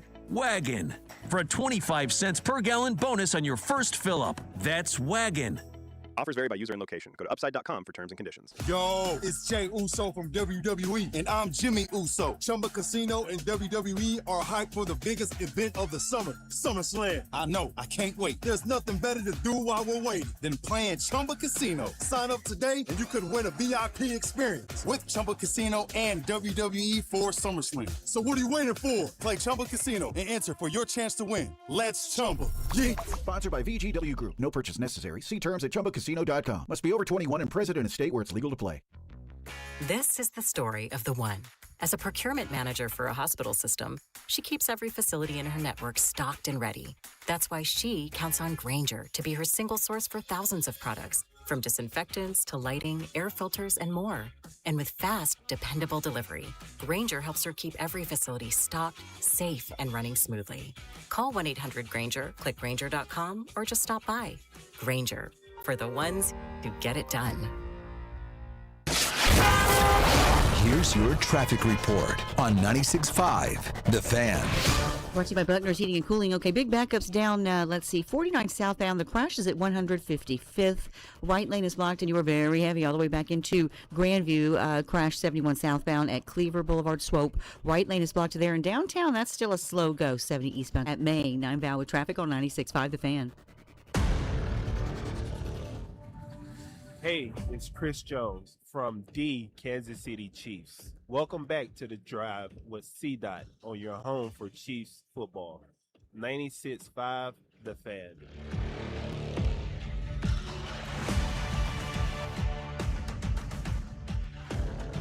I think many Chiefs fans were under the impression, myself included, maybe not with the 9th overall pick, maybe not with the 29th overall pick, maybe even not with the 40th overall pick. But with that third-round pick intended, that they, of course, ended up trading to get up to 6 for Mansour Delane, I thought within those 4 picks the Chiefs had in the top 75, they would take a wide receiver or tight end. I thought that they would take some sort of offensive weapon to try to help Patrick Mahomes and this offense get back to a standard that we came to expect from 2018 through 2022. That did not happen. And I asked this question, I posed this question to Joshua Briscoe, who we had on the show earlier today, that with all of that, with the lack of moves offensively, they didn't acquire an offensive tackle. They went and got Kenneth Walker in free agency, yes, but no additional wide receivers. It's more or less the same room minus Hollywood Brown that they had a year ago. It's the same tight end room that they had a year ago. Are the Chiefs showing us right now that they think the bigger issue behind the Chiefs offense was Matt Nagy and maybe the other coaches, the position coaches on this team, more so than the talent that they had on the roster? That's one of the things that makes the draft and also to some extent free agency so fascinating is, we get press conferences all the time throughout the season, but NFL teams are never going to tell you what they actually completely believe on the interior because there's a competitive advantage to leaving everybody else guessing. What we saw the Chiefs do in free agency and the draft, I think, told that story, the thing you just summarized there. That ultimately, their biggest addition to the wide receiver room this offseason is Chad O'Shea, and he's not running any routes. He's a new wide receivers coach. coach. And look, if that's a huge improvement, then that should mean that you can unlock more, specifically thinking from Xavier Worthy, who you just would love to see develop with a new receivers coach and a veteran receivers coach in his ear. I think there is more to be found from Rashee Rice. I think that they should be using Tyquan Thornton more and a little bit differently than they did last year, and they paid him that way in free agency, which makes me think that they plan on using Tyquan Thornton a little bit more this season, hopefully quite a bit more this season. So I do think that's the right lesson to take, at least from what the Chiefs believe. I still thought there would be a more premium investment in another receiver beyond, again, bringing back Tyquan Thornton, drafting Cyrus Allen. And, of course, now we're hearing Nate Taylor earlier today saying he thinks that there's a more than 50% chance that the Chiefs bring Tyreek Hill back. So maybe that's what their priority is trying to find wide receiver weapons or pass catching weapons outside of this year's NFL draft. But the fact that there was no wide receiver taken until the 5th round with Cyrus Allen out of Cincinnati tells me that the organization believes that Matt Nagy was the biggest problem with the Chiefs offense and not the talent that they have out there on the field. And I absolutely sincerely hope that that's true, that they're right. And that even with all of that in mind, if Matt Nagy was the problem, are we super confident that Rashee Rice and Xavier Worthy are going to stay healthy? Because the last 2 years have just been injury after injury, mixed in with some off-the-field stuff, certainly, that's kept those guys unavailable at times for this Chiefs team, or less than 100%. I have, the last couple of years, been under the impression that while, yes, the offense has sputtered and Matt Nagy has been a symptom of that, he has been a net negative in that approach. I didn't think he was the biggest issue with this Chiefs team. I hope I'm wrong. But it does make me extremely concerned about where this Chiefs team is, because barring Rashee Rice and Xavier Worthy making massive jumps coming into next year, or barring Kenneth Walker becoming the NFL's leading rusher next season, this offense looking the exact same as it did a year ago leaves me a little bit concerned right now, even with Eric Bieniemy and the accountability that he brings to the organization. What's interesting to me about this conversation is I actually think they blamed coaching beyond just Matt Nagy. I mean, Matt Nagy was the offensive coordinator, but they did a pretty big overhaul of the offensive staff. It's a new running back coach who they got from college. It's a new wide receiver coach, new offensive coordinator. But what's interesting to me is the way they handle running back and the way they handle receiver are different. They overhauled running back at every level. No running back who was on the team last year or who played, because Brashard Smith never played, and he might not be on the team this year based on their draft picks. They have a new coach, 3 new running backs. Wide receiver, it's all the same characters, just a new coach. So if they're saying it was just coaching, I think in the running back room, they're telling you it's a little bit of everything. But in the wide receiver room, they are fully blaming the coaching staff. They need to be right, because if you pull the numbers of their top 4 wide receivers, Jalen Royals, does he exist? Anyone ever seen him out in the wild? They didn't play real games in the season. He couldn't get on the field. But he's in the wide receiver room. Nico Remigio. Okay, I mean, we know what he is. He's a kick return guy, but he's in the room. I'm not going to, talk about the 5th round pick. We've never seen him in a Chiefs jersey. I don't count the little routes he ran today in shorts and a t-shirt, so he's going to be different. Tyquan Thornton. I know people are excited about Tyquan Thornton. If you look at his numbers in 2025, they're relatively uninspiring. Basically, after that really hot start, they stopped throwing him the football. He just stopped being part of the offense. Xavier Worthy, who has had an uninspiring career, honestly. It hasn't been bad, but it hasn't been, wow, we have him. And Rashee Rice, who's an enigma, because when he's on the field and playing, he has been a productive wide receiver for this team. Both times he's been consistently on the field. The problem is he's entering year 4, and his ability to be on the field has been in question, whether it be from injury or the fact that he plays GTA down the streets of Dallas. That's a thing with Rashee Rice. So with running back, they said it's everything, talent and coaching. At wide receiver, they're saying the talent is great. Don't worry about the talent. It's just coaching. They better be right, because if Worthy and Thornton are meh again, they do not have enough weaponry to be a real threat to go far in the playoffs right now. No, I don't think they are. I mean, not to say that I don't think they are. I mean, as long as Patrick Mahomes is on the field at quarterback and healthy, I think that they can contend, especially because I love what they did on the defensive side of the football, especially addressing the defensive line as much as they could. Yeah, in a perfect world, they would have been able to keep Trent McDuffie and Jalen Watson. Just couldn't afford to do that. It just became a situation where they were hamstrung by the salary cap situation. I hope that it was Matt Nagy, that he was the issue, that the position coaches at wide receiver and running back were the issue, and we see an offense that we haven't seen in years just get explosions of talent in terms of year over year. I can't say I'm the most confident person in the world that that's going to be the case. Just being honest. 913-586-7965 is our number. Stick around for the 5 o'clock hour. We've got the hits coming up next here on The Drive. Logan Weber filling in for C-Dot. Rob Britton producing the show on your home for Kansas City Sports, 96.5, The Fan. The Drive with Carrington Harrison on your home for Chiefs football, 96.5, The Fan. Here's your traffic report on 96.5, The Fan. Brought to you by Butler's Heating and Cooling. Okay, big backups down, 49 southbound. The crash is at 155th. Right lane is blocked, and you are very heavy all the way back into Grandview. Crash 71 southbound at Cleaver Boulevard Swope. Right lane is blocked there. In downtown, that's still a slow go. 70 eastbound at Main. 9 bound with traffic on 96.5 The Fan. Well, it's Carrington Harrison from The Drive here. Let me ask you a couple of questions. Do you have poor sleep? What about low energy? How about brain fog, a reduced sex drive, weight gain, and workouts that just don't deliver like they used to? Well, the problem could be low testosterone. And the truth is, those testosterone levels can start declining as early as your 30s, 2 or 3% every single year. And before you know it, you just don't feel like the same man you did back in the day. Well, you don't have to accept this as just aging. Heartland Men's Health specializes in customized testosterone therapy and targeted body composition plans. You might think you have low T. Well, pick up the phone and call this number, 844-447-6600, or check out the website and take this simple 10-question quiz. Visit heartlandmenshealth.com. Your initial visit is just $100, includes a medical consultation, a PSA test, and lab results in about 30 minutes, and your treatment can start that day.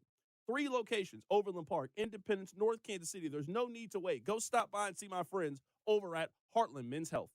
Featured therapies are compounded and have not been evaluated nor approved by the FDA. Provider prescription required. See website for details. There's a new kind of energy at Starbucks. When your day needs a reset, try the all-new energy refreshers. Strawberry acai, mango dragon fruit, or the all-new mango strawberry.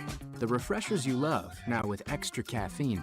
New energy refreshers only at Starbucks. Spring is here, and as the weather heats up, the sports action heats up at Circa Sports. From baseball to basketball to hockey, Circa Sports has it all. Circa Sports isn't just sports betting, it's sports betting the way it should be. High betting limits, player-friendly pricing, and exceptional customer service. Whether you're looking for playoff futures or props on your favorite players and more, Circa Sports has you covered. And don't miss out on the special Royals props for every game. Download Circa Sports app or visit circasports.com today. Must be 21 or older. Gambling problem? Call 1-800-GAMBLER.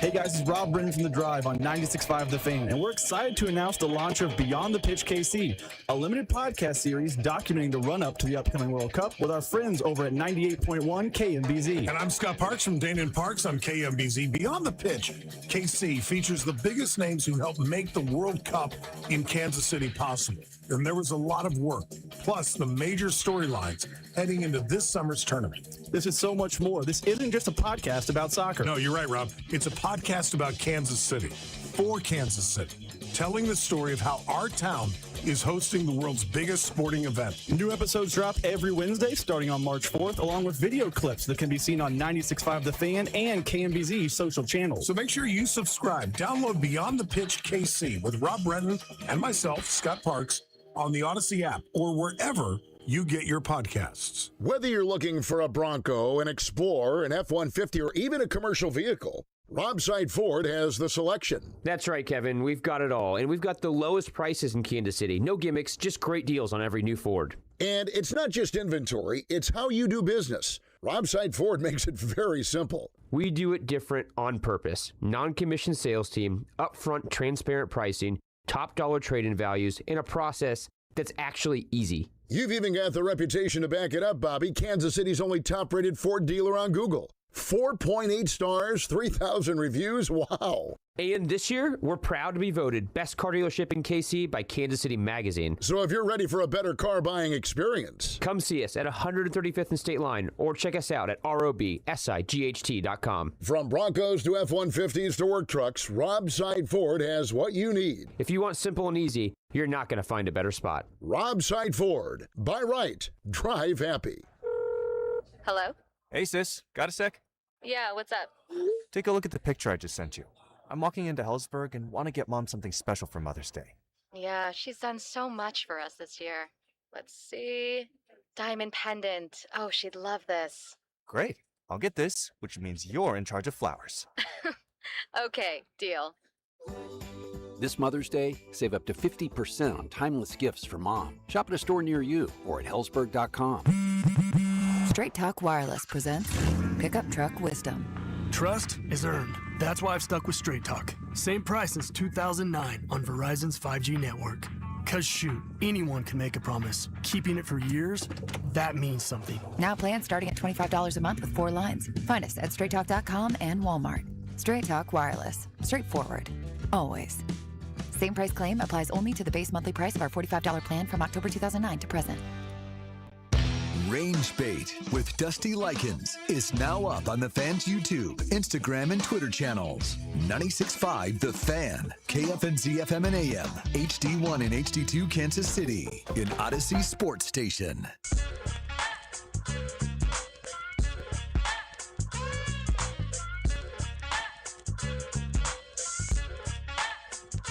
Rapidly approaching the weekend here. Listening to The Drive, 96.5 The Fan. C-Dot is off today.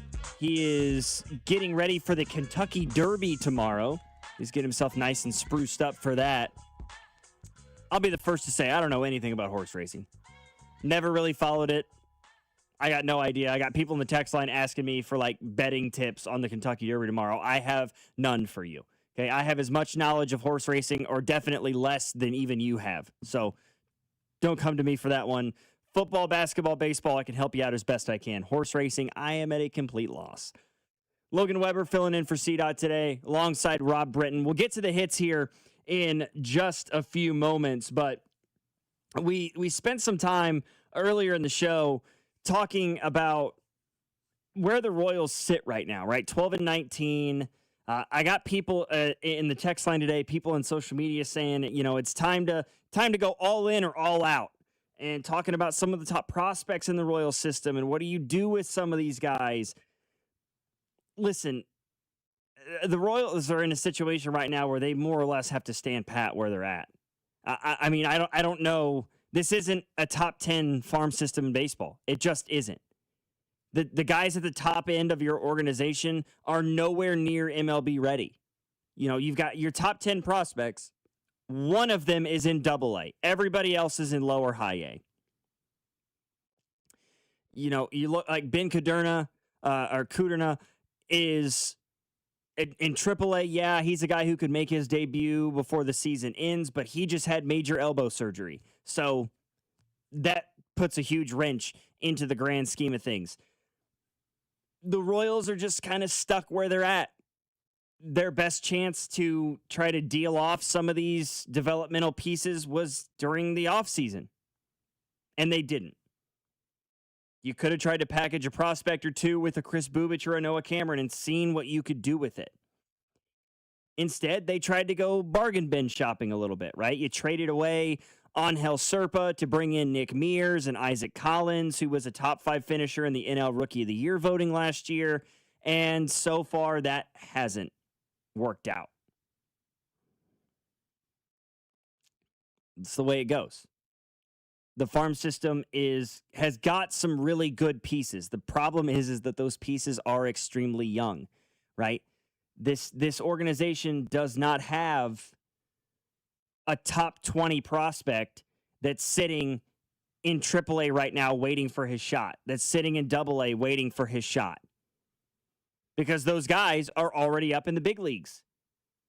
You ran Jack Caglione up through the minor leagues rapidly last year. Carter Jensen jumped a couple of spots, and now he's trying to become the everyday catcher for this Royals team. The prospects that you've hit on over the last few years, maybe not the last few years, that's probably unfair to say, from 2018 to 2022, are either on the big league roster or they didn't work. They didn't pan out. As we watch MJ Melendez in limited ABs hit over 330 for the New York Mets. So that's fun. We'll see if that trend continues. That's just going to be another gut punch for Royals fans to sit and watch. But it happens everywhere. Happens with, I saw in my time in working in Springfield, so many Cardinals prospects that ended up other places and how much it came back to bite them in the ass. So sometimes that's just the way it goes. I got a 913 says they dug themselves too big of a hole. They will not get out of it. I don't know if they won't get out of it. Trade Cole, trade Lugo. No joke. Really think about trading Bobby Witt. He could get a huge haul. Our farm system is atrocious. Same thing I said this morning. Trading Bobby Witt Jr. is insane. I mean, he's under contract through at least 2030. That's when he's got the first opt-out of his deal, is in 2030. You've got all of this season, all of next season, all of 2028, and all of 2029. You're going to trade Bobby Witt Jr. now and give him 4 years at least somewhere else. He's the best player on your team. He's a top 5 player in baseball, and he's not number 5.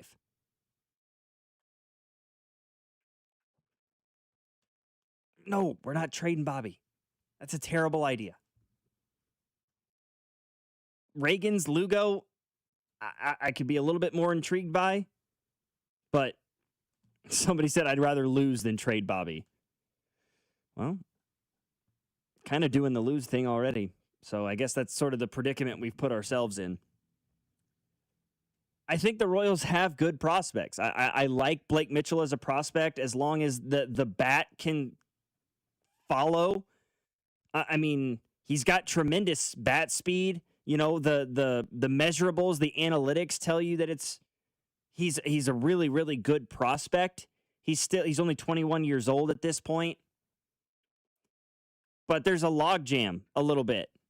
You know, when he makes his way to the big leagues, let's say it's 2-3 years from now, if Carter Jensen's the everyday catcher, where's he going? If 3 years from now, Blake Mitchell is in the big leagues and Carter Jensen's your everyday catcher, Vinny is presumably still at first base, although he'll be in his, early to mid 30s. Michael at third, Bobby at short. You've got Cags in right field, presumably. Is he just going to DH? Is he going to catch and Carter Jensen's going to DH? Like, how is that going to work itself out? I don't know. I don't love the fact that 2 of the Royals' top 7 prospects are catchers while you have a 22-year-old rookie catching at the moment. Rock in a hard place. That's kind of where the Royals are currently. They waited too long. Waited too long to make a deal that many of us thought that they should have made. And now we're stuck with the ultimate result of it. And again, I don't think it's over. I don't think that we should be just waving the white flag and throwing the towel in. It's bad right now. 12-19, 7 games below 500, but that can change in a heartbeat. This Royals team was 9-14 last year. Have we all just forgotten the struggles that the Royals had early on in the year? I understand 23 games in being 5 games below 500 compared to being 31 games in and 7 games below 500. Those are in the easiest sense of the word, different. But they turned it around rather quickly. The Royals have opportunities like that right in front of them. 3 games in Seattle starting tonight, and then 10 straight games against the division. 4 against Cleveland, 3 against Detroit. All of those games, all 7 of those at home, and then 3 games on the road against the Chicago White Sox. They can right this ship. I absolutely believe they can right this ship. The Royals were 8-14 at one point last year. by May 9th, they were 24-16. Royals don't even necessarily need that kind of a run. Vern earlier today said if the Royals can get to 500 or above 500 by the middle of June, he'll feel much better about their chances. And the fact that it's all happening in maybe the worst division in baseball is somehow the best and the worst scenario for the Royals. Like, to be this bad at 12-19, but only be 3.5 games back because the rest of your division sucks is a melancholy feeling. Like, hey, door's still wide open for you, but also you're in dead last in the worst division in baseball. All right. Let's take a break for a moment talking about all the bad for the Royals, or maybe not. Rob, let's play the hits. Your workday is over. Oh, yeah. You're headed home, and now you're stuck in traffic. Time to get caught up on the biggest stories in Kansas City and around the country with CDOT and Rob. It's time for the hits. Number 1. Logan Weber hits are brought to you by the Salvation Army. Get your tickets today at kickhungerkc.com for the Salvation Army's Civic Lunch, which takes place on May 7th. Well, speaking of the Royals, by the way, they just flashed this stat on SportsCenter. AL Central, worst run differential in baseball. But speaking of the Royals, fans are obviously and understandably frustrated by the team's poor start as they are 12-19 to end the month, which is going to mean people are angry at the manager as Matt Quatraro is drawing ire. We talked about this earlier in the show, Logan. Do you believe Matt Quatraro is too reliant on analytics when building the Royals lineup because fans are convinced, quote, the computer is holding the team back because that has to be the top problem? Frankly, I'm more upset with Alex Zumwalt than I am with Matt Quatraro, and I will be the first to admit that some of that responsibility falls on Matt Quatraro for retaining him. But no, I don't buy it one way or the other completely. You know, I don't love only analytics, and I don't love only using the eye test.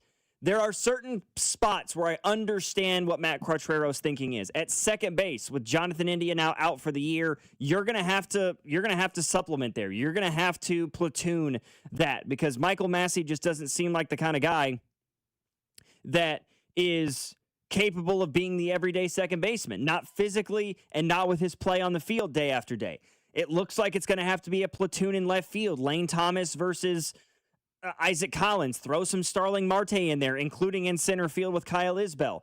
Where I sort of have drawn the line a little bit with the analytics is looking at, yes, I know Jack Caglione is not great against left-handed bats, and I know Carter Jensen's not great against left-handed bats, and if you're in a win-now mentality, I see where you're coming from with, well, we want them out of the lineup and we want somebody who's better against lefties in on those days because we're trying to win the game.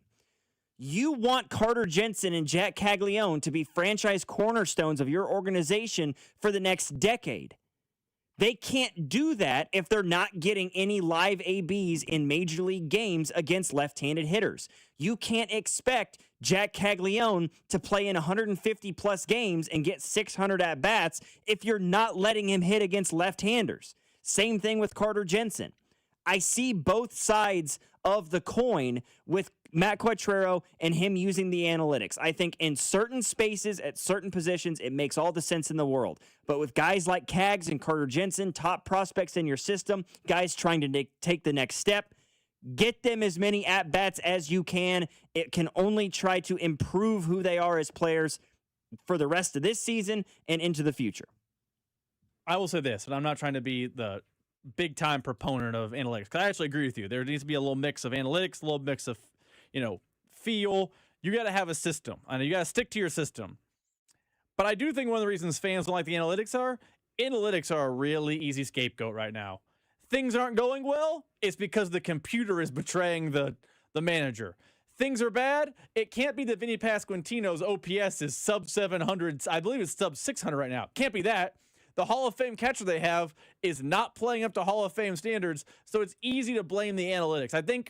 I understand why fans get frustrated by analytics and the way Matt Quatraro handles the lineup every day. I'm not saying he's infallible, but I think some of the reason that people dislike analytics is it's an easy scapegoat for fans to point to and say, see, that's the reason we're losing. Yeah. Agreed. It's the backup quarterback theory. Uh-huh. it's failing, so it has to be the main reason why we are failing. Everybody needs something to point to that isn't just, oh, our team is bad. That's what it always is. It's the refs, it's the coaches, it's the other team. Even if the analytics are working fine in Tampa Bay, it's our analytics are no good. Yep. Number 2. Logan, let's pivot away from the Royals for a minute and we talk a little Chiefs football. Nate Taylor, friend of the show, he was on with Fesco and Dusty earlier today. They asked him, hey, what are the odds? What do you think right now if I gave you a wager that Tyreek Hill, former Chief great and future Chief Hall of Famer, is back in Kansas City by the time the Chiefs are taking the field next? Man, I don't want to be like hyperbolic or like over the top, but I think there's like more than a 50% chance that he's in a Chiefs uniform. So I would put it at like 55%, maybe even 60. Now, Logan, there are obviously still a lot of health questions with Tyreek Hill, and obviously Nate Taylor is saying if he had to guess 55 to 60%, he's not reporting it will happen, but the Chiefs definitely have a need at wide receiver since they did not really address it this offseason. Do you believe Kansas City fans would welcome Tyreek Hill back? And if they did, do you believe it would actually improve this offense's wide receiver room? Do I think they'd welcome him back? Yes. Do I think that it would be with open arms, with no strings attached? No, I don't. They'd be like, okay, yeah, Tyreek Hill's great. Back, yeah, that's great. Yay, woohoo. But also, like, let's keep it together. Like, we're not going to forget what you said. You know, we're not going to forget some of the things you did. We're not going to forget that you said that Tua Tagovailoa was a more accurate quarterback than Patrick Mahomes. Like, there's going to be conditions, I think, if a Tyreek Hill reunion were to occur. Do I think it will make the offense better? On paper, yeah. Why wouldn't it? I mean, the question becomes, when would we see Tyreek Hill? There's rumors, there's reports that he may not be done having surgeries. He may not even be ready to go week 1. He may not be ready to go week 8. So, what kind of an impact can he have if he's only playing half a season? If he even plays this season? And on top of all of that, what are you going to pay him? I mean, he was making ridiculous money in Miami. Is he going to make anywhere near that with his next contract? No, because he got hurt. He's had off-season injury issue. I mean, nobody's going to come out and pay him, I don't think, $12 million a year to come play receiver for them. But as it stands right now, the Chiefs are sitting with like almost $7 million in cap space. And so if the question is, do you bring in a Tyreek Hill coming off an injury or a veteran edge rusher in a Cam Jordan? I would rather see Cam Jordan come to the Kansas City Chiefs, even with all of the resources that you've put into your defense this year, especially that defensive line going and getting Peter Woods and R. Mason Thomas. I just feel like there's more questions than answers with Tyreek Hill right now. Now, if you can guarantee me that he's going to come back and he's going to be healthy and ready to go, maybe not even by week 1, but by week 5, and he is going to be Tyreek Hill, he's going to be the cheetah, I'm all in. Sign me up. The likelihood of that happening, though, does feel incredibly small, and it gives me a ton of pause with the idea of bringing Tyreek Hill back. Maybe I'm using the text line as my barometer, which is a fool's errand by me. Very possible. But I think you're underselling fans potentially welcoming him back. We did a topic not a year ago, maybe a little about a year, I guess a year ago now, that is Tyreek Hill a Chiefs Hall of Famer? Not real Hall of Fame, not gold jacket, Chiefs Hall of Famer. The same Chiefs Hall of Fame that has Donnell Bennett in it. We asked that question on this show. And the text line was like, no. After what he said about Patrick Mahomes and what he said about Kansas City and how he was mean on his podcast after leaving Kansas City, no, he should not be a Chiefs Hall of Famer. I have a hard time believing the same fan base said no to Tyreek Hill, the best receiver in team history, being in the team Hall of Fame.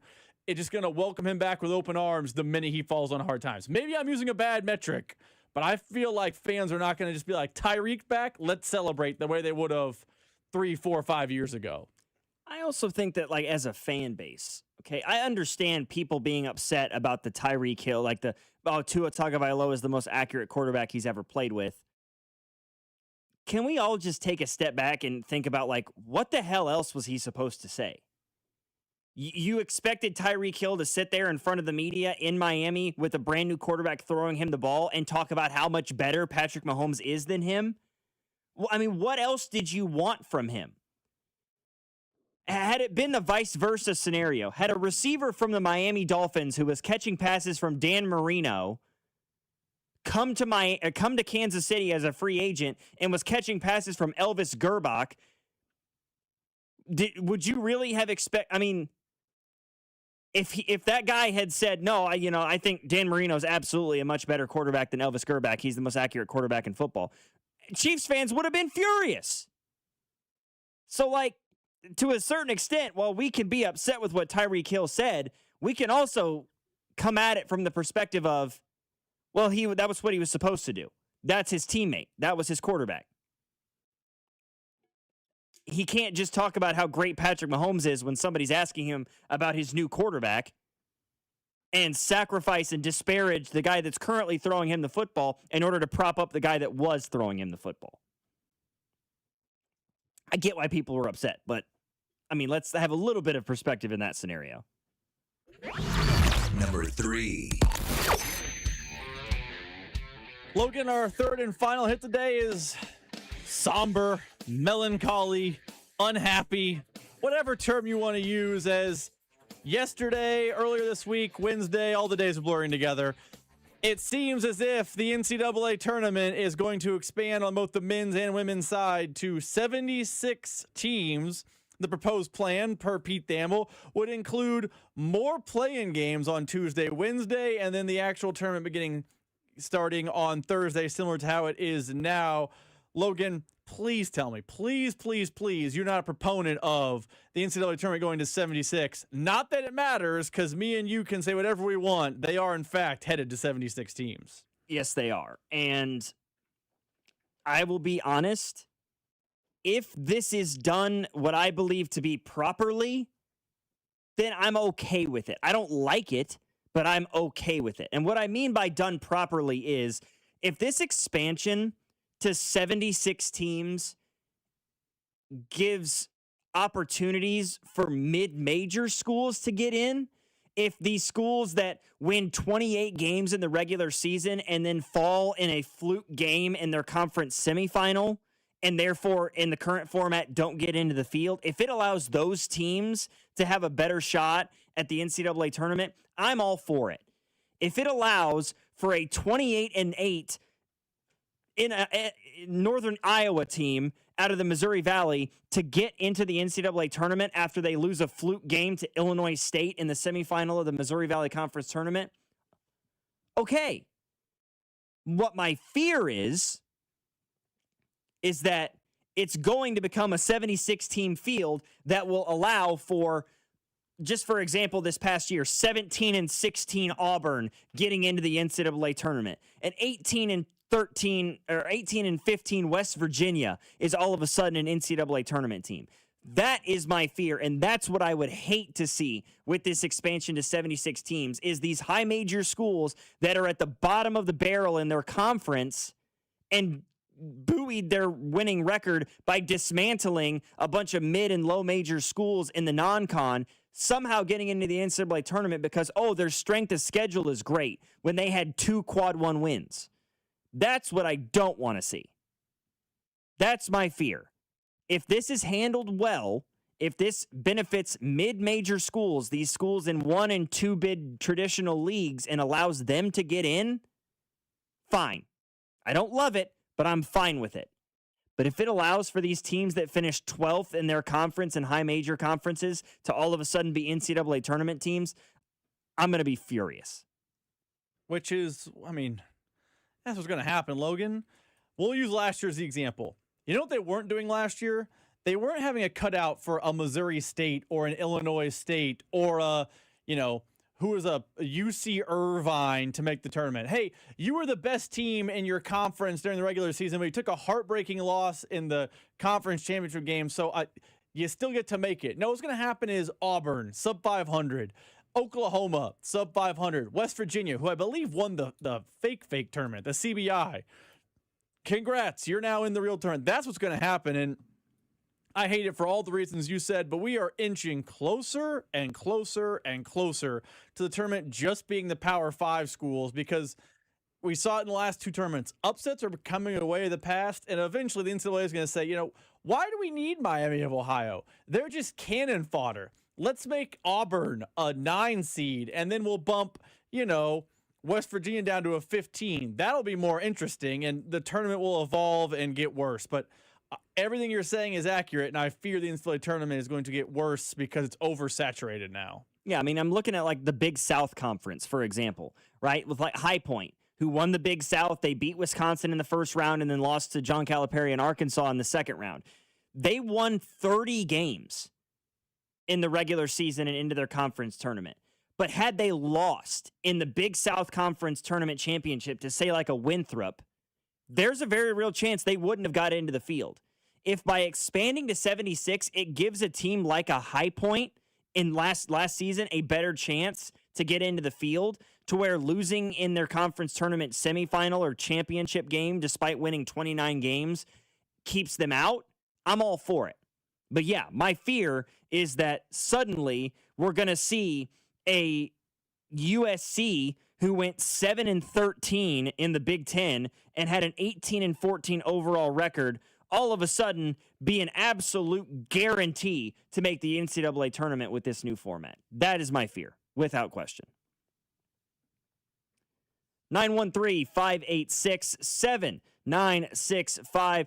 More coming up. Stick around here on this Friday afternoon edition of The Drive. Logan Weber filling in for CDOT alongside Rob Britton. 96.5 The Fan, your home for Kansas City sports. The Drive with Carrington Harrison and Rob Bretton. You losers, it's what you are. On your home for Kansas City sports. 96.5 The Fan. This is the story of the one.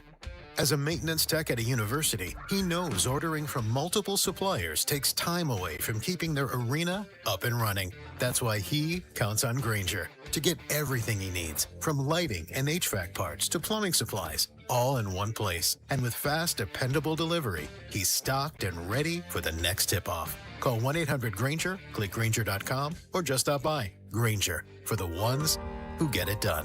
Hey, it's Gold, and right now I'm driving the new 2026 Ford Mustang Mach-E. It's a fully electric vehicle, saving some money on the high gas prices right now. And over at Shawnee Mission Ford, Ford has announced a great way for you to get that dream vehicle. $399 lease payments on Mustang EcoBoost, Bronco Sport Big Bend, or $499 lease payments on a Mustang GT or an Explorer Active. Get that vehicle of your dreams for only $399 or $499 a month, plus a $500 gas card on top of that. Shawnee Mission Ford is on a mission to do more in 26. $999 down payment plus tax and fees for 36 months and 10,500 miles a year. At Odyssey, we believe in creating a diverse and inclusive workforce. We also value the power of community and encourage local organizations to help us in referring qualified applicants to our stations. If you're a community organization interested in receiving our vacancy information, simply email equalemployment@odyssey.com. You'll be notified of all our open positions. That's equalemployment@odyssey.com. And for all our listeners, please visit odysseyinc.com/careers for a list of job openings at all Odyssey radio stations.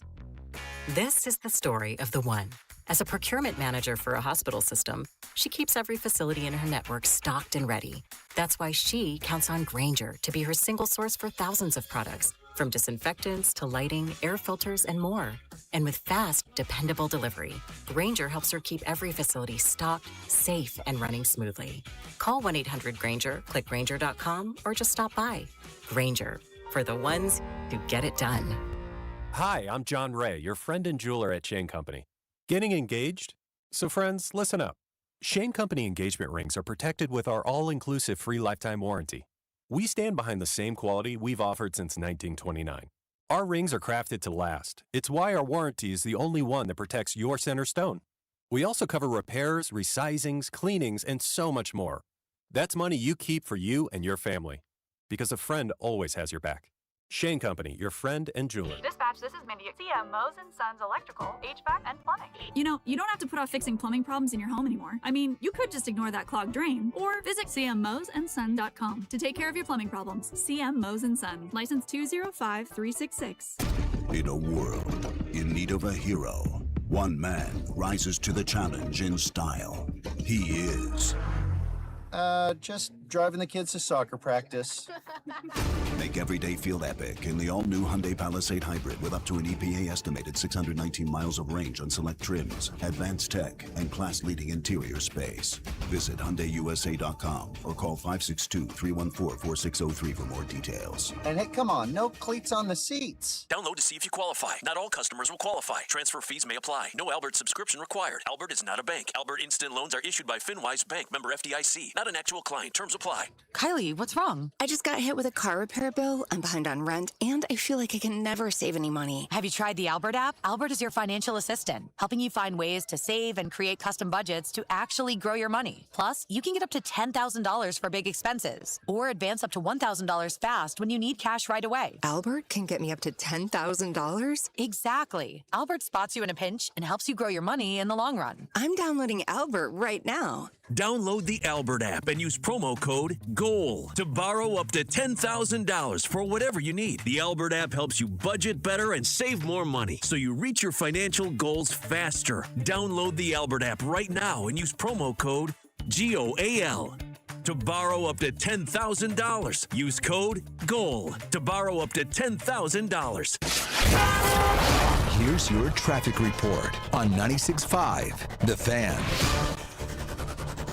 Brought to you by Dean Injury Law, 816-888-7500. Hey, Mike's got this, and we've got the problem still down at Gardner. It is a stall, the on-ramp, 35 southbound on-ramp from Gardner. You'll tap your brakes through there. We've got a two-car crash now. This is a new one, 435 northbound, just past Truman. The right lane is blocked. I'm Val with traffic on 96.5 The Fan. This is 96.5 The Fan, your home for Chiefs football.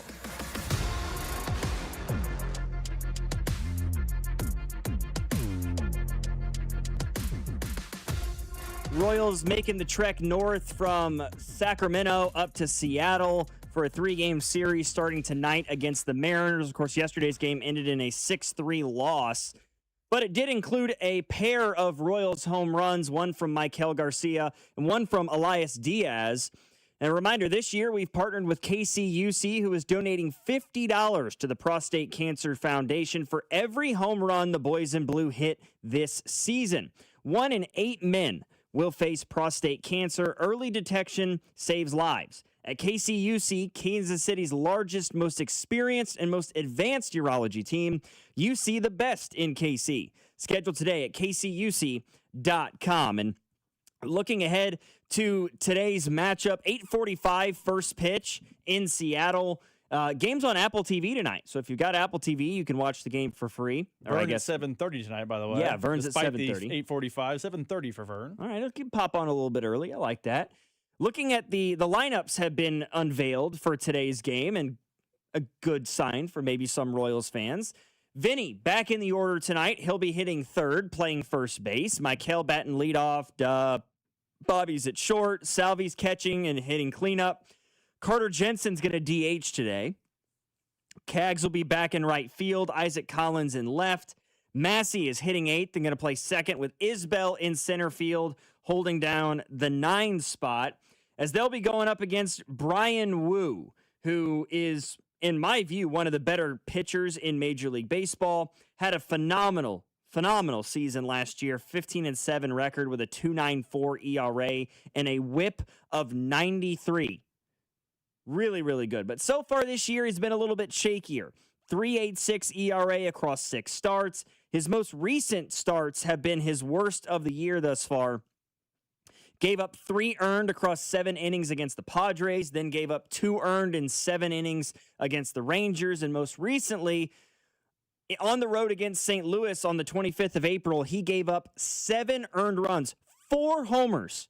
St. Louis hit 4 home runs off him in 3 innings. He had a 2.25 ERA coming into that game. He walked out of it with a 3.86. So I think the recipe for success for Kansas City tonight is to try to get to Brian Wu early. That feels like a hard thing to ask for. It'll be Cole Reagan's on the bump for Kansas City. And looking at his year thus far, it has also been a little bit, I would say, disappointing to an extent. He's 1-4 with a 5 ERA. It's hard to stomach a couple of those losses, though, I'll be honest. I mean, when he throws 6 scoreless innings, I shouldn't say scoreless, 6 earned runless innings of baseball against the Twins on April 2nd, but 1 run allowed and gets the loss. And then his most recent start was that 6 innings that he threw against the Angels. That was a win, struck out 11, but I don't know. The man's lost a couple of games this year where he gave up no earned runs and lost a game. But is it the Cole Reagans that we saw against Los Angeles that we're going to see tonight, or is it the Cole Reagans that we saw against the Yankees? That's an important question I think that needs to be asked, because, I mean, that game against New York was rough to watch. He only gave up 4 hits. Unfortunately, 3 of them were home runs, and he walked 8. This is a pretty good series. This is a pretty big series for the Royals for a multitude of reasons. 12-19 is one thing. Trying to get that record figured out. This team's the worst in baseball on the road. 3-12 when they're not at Kauffman Stadium. You've got a big-time opponent, one of the American League's best in terms of talent with the Seattle Mariners, taking 2 out of 3, getting some momentum in a road series before you come back to Kauffman for 7 games against the division, I think is incredibly important for this team's confidence moving forward. In other news around the Kansas City metro area, Brett Veach was on the Pat McAfee show earlier today, and he talked about a multitude of things. He talked about how excited they are for Kenneth Walker and being able to reestablish the running game, talked about the draft process and how much they love Mansour Delane and what they felt was necessary in trading up for him. He talked about how they had him graded as a top 5 player in the class and that they actually canceled their top 30 visit with him because they didn't want other teams to know just how interested in him they were. And then the fear that the Saints or the Commanders would take him at 7 or 8, so they traded up. But he also, Veach talked about Travis Kelce and his return to the team and the fact that they knew months before any of us did that T. Kels was going to be back for 2026. There was a lot of speculation mid-November, early December about Travis retiring, but we played our last game of the season in Vegas last year, and when we got back, we have player meetings and exit interviews, and it was a cool deal where Trav came in and he basically said, like, I'm going to take a few weeks off here, but I'm not going out like this, and let's stay in touch and let's figure something out. And then like 10 minutes later, Andy called me. He's like, "Hey, did you talk to Travis?" And I said, "Yeah." And Andy's like, "Yeah, he's coming back." So we certainly knew ahead of time. And while, free agency was going on and there were still some questions in the air on whether or not he returned, we knew basically the day after our last game that, he made it known to Coach Reed and to me that there was no way he was going out like this. And then I think there's an element, too, of how close him and Pat are, that I think Travis wants to be there with Pat for this rehab deal. I know that they don't have to tell us. Okay, I got a lot of people in the text line giving me pushback. It's like, why do you feel like they have to tell us? I'm not saying they have to. Just saying it would have been nice to know that in January instead of sweating out what the Chiefs were going to do at tight end for 2 months. That's all I'm saying.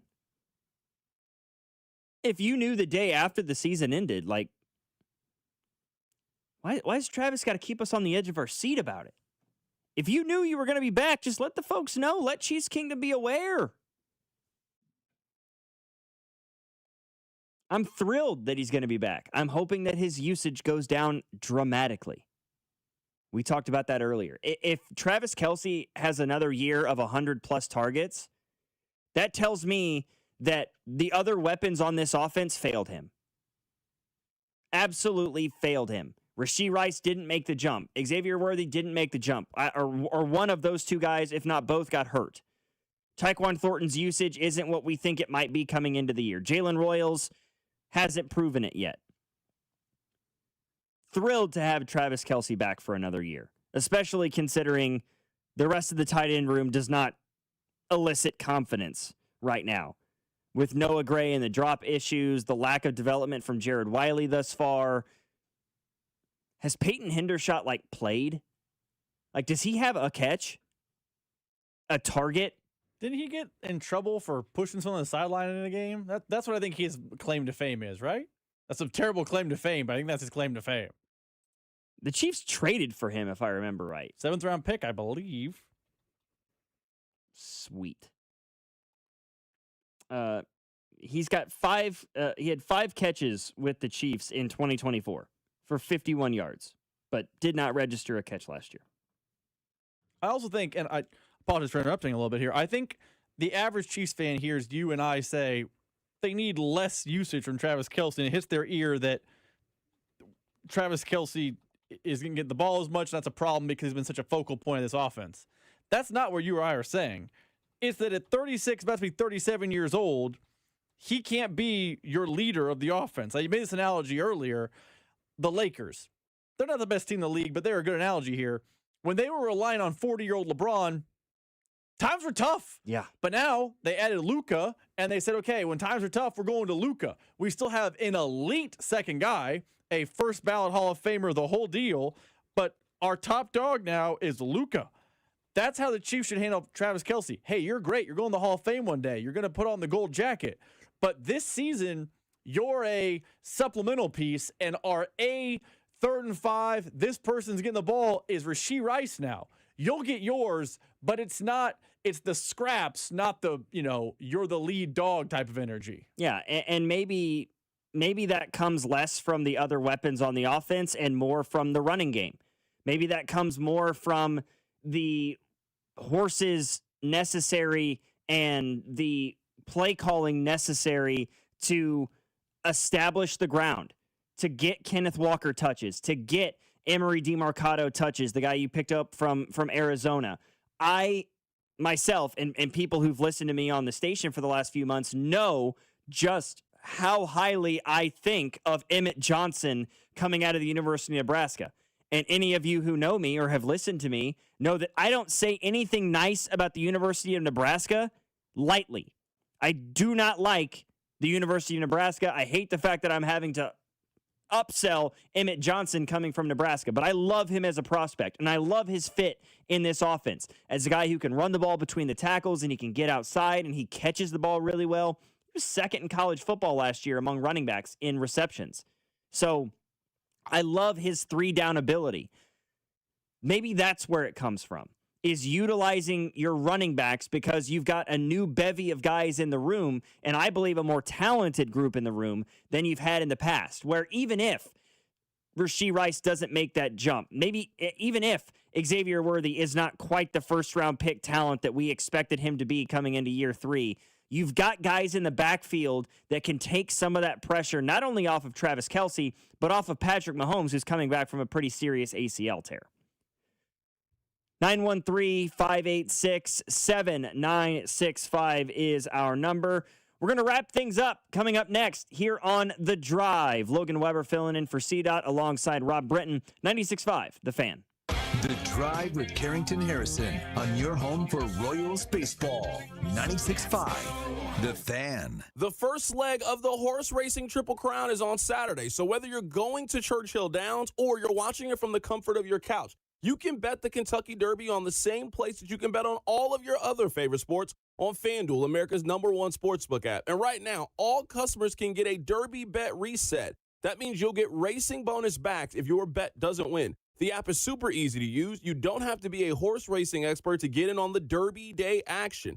This is one of my favorite events of the sports calendar. There's no better place to celebrate one of America's exciting sporting events than with our friends over at FanDuel, America's #1 sportsbook app. So bet the fastest 2 minutes in sports on FanDuel and make it that much more exciting with your Derby bet reset. The Kentucky Derby and Kentucky Oaks are registered trademarks of Churchill Downs Incorporated.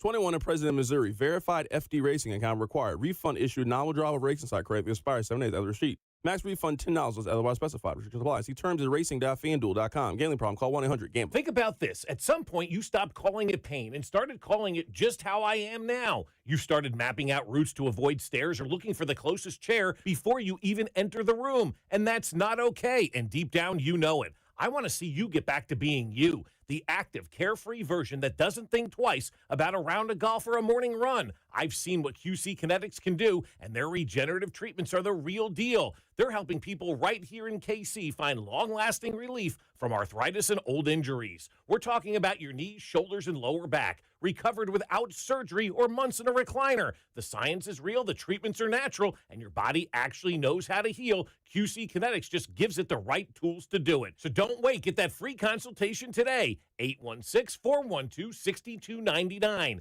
That's 816-412-6299. Off 435 in State Line or in Gladstone. 816-412-6299. It's QC Kinetics. And Doug.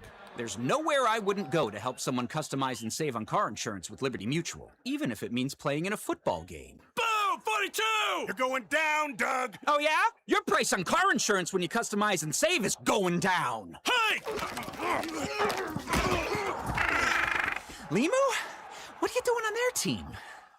Only pay for what you need at libertymutual.com. Liberty, liberty, liberty, liberty. If you own a small business, the pressure never lets up. Something's always coming at you. That's why business owners turn to LendSeek for funding. I don't need promises. I need options. LendSeek's AI platform showed me real funding choices. Now I can cover payroll, handle taxes, and go after growth opportunities without the daily stress. Up to $5 million with funding in as fast as 24 hours. No upfront costs. No prepayment penalties. Start ready, stay ready. LendSeek.com. LendSeek.com. My name is Whitney Allen, and I'm a widow. My husband, Ryan, died. We never thought we'd ever have to use life insurance, but the unexpected happened. With Ethos, signing up was fast and 100% online. You can get a quote in seconds, apply in minutes, and get same-day coverage. No medical exams, and you can get up to $3 million worth of coverage. I'm grateful we were prepared. Get your free quote at ethos.com/play. That's ethos.com/play. Paid spokesperson. Time spent on application may vary. Online health questions required. The U.S. Treasury just released its official financial report for 2025. Buried in it is a startling admission. By its own numbers, it appears the U.S. government is insolvent. When governments go this deep in debt, they print money, raise taxes, or cut benefits, none of which can help protect you. That's why people move part of their savings into physical gold and silver. Call Monetary Gold at 877-NOW-GOLD for their complimentary gold and silver guide. That's 877-NOW-GOLD. Call Monetary Gold now at 877-NOW-GOLD. Do it before the next headline, not after. Performance may vary. You should always consult your financial and tax professional. Replacing your HVAC doesn't have to be an emergency. Plan now, pay less later. For a limited time, take advantage of an HVAC replacement with financing starting as low as $149 a month. More options, better timing, and less stress for your home. You're listening to 96.5 The Fan from the DM Injury Law Studios. Mike's got this. Car, truck, or motorcycle wreck? Remember, Mike's got this. 816-888-7500. Mike's got this. Here's your traffic report on 96.5 The Fan. We've got a crash over in Park area, 435 northbound, just past 95th. It is the left lane blocked and still working. The crash near downtown 71 northbound, just past 29th. It's the center lane blocked. I'm Val with traffic on 96.5 The Fan. This is your home for Kansas City sports. 96.5 The Fan. Listen to the horns play. Handful of big sporting events coming up this weekend. We've talked a lot about the Royals' 3-game series against the Mariners. First pitch tonight is 8:45. Cole Reagan's against Brian Wu. Vinny's back in the lineup tonight, batting third, playing first base. We got NBA trio of game sixes last night with another trio of games tonight. Pistons Magic. It tips off at 6 o'clock right after our show concludes here on Prime. Magic are going to try to close out this series tonight without Paolo Banchero, which I think is a huge, huge blow for them, obviously, trying to dethrone the top seed in the Eastern Conference in the Detroit Pistons after winning 60 games in the regular season. Cavs Raptors at 6:30. Toronto's been much more competitive in this series than I thought they would be. I don't know if that's more of a compliment to them or an indictment of the Cavaliers, who are once again showing that they struggle in postseason situations, as talented as their roster's been over the last few years. And then at 8:30 tonight in Houston, it's Rockets-Lakers. No KD tonight for the Rockets. So LeBron and LA are going to look to close this thing out, on the road and gear themselves up for a series next week. And then Saturday, there's only one Game 7 as of now, and that'll be on Saturday. Sixers-Celtics. Can Philadelphia finally get past Boston in a playoff series? It's been a minute for the folks of Philadelphia. I, for one, hope that that's not the case. I'm a Celtics fan, so I'm hoping that Boston continues to keep the 76ers under their thumb and they advance in a wide-open Eastern Conference this year. Not to mention Kentucky Derby tomorrow. That's why Carrington's not here. He is over there at Churchill Downs getting ready for the Derby. What can you explain to me, what is Carrington's fascination with the Kentucky Derby? If I knew, I'd tell you. He told me once that the way a lot of people view the Masters, how he views the Derby, like a bucket list item. And he went last year. He had an incredible time. So he decided to run it back and do it again this year. I've always wanted to go to the Derby, but it's not bucket list for me.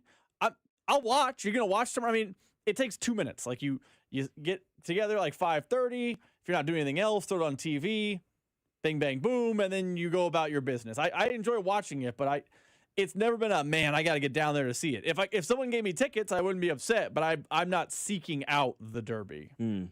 Yeah, no, I mean, if I had the time this weekend, I might flip on the Kentucky Derby for a bit. Unfortunately for me, my weekend is going to be absolutely no fun at all.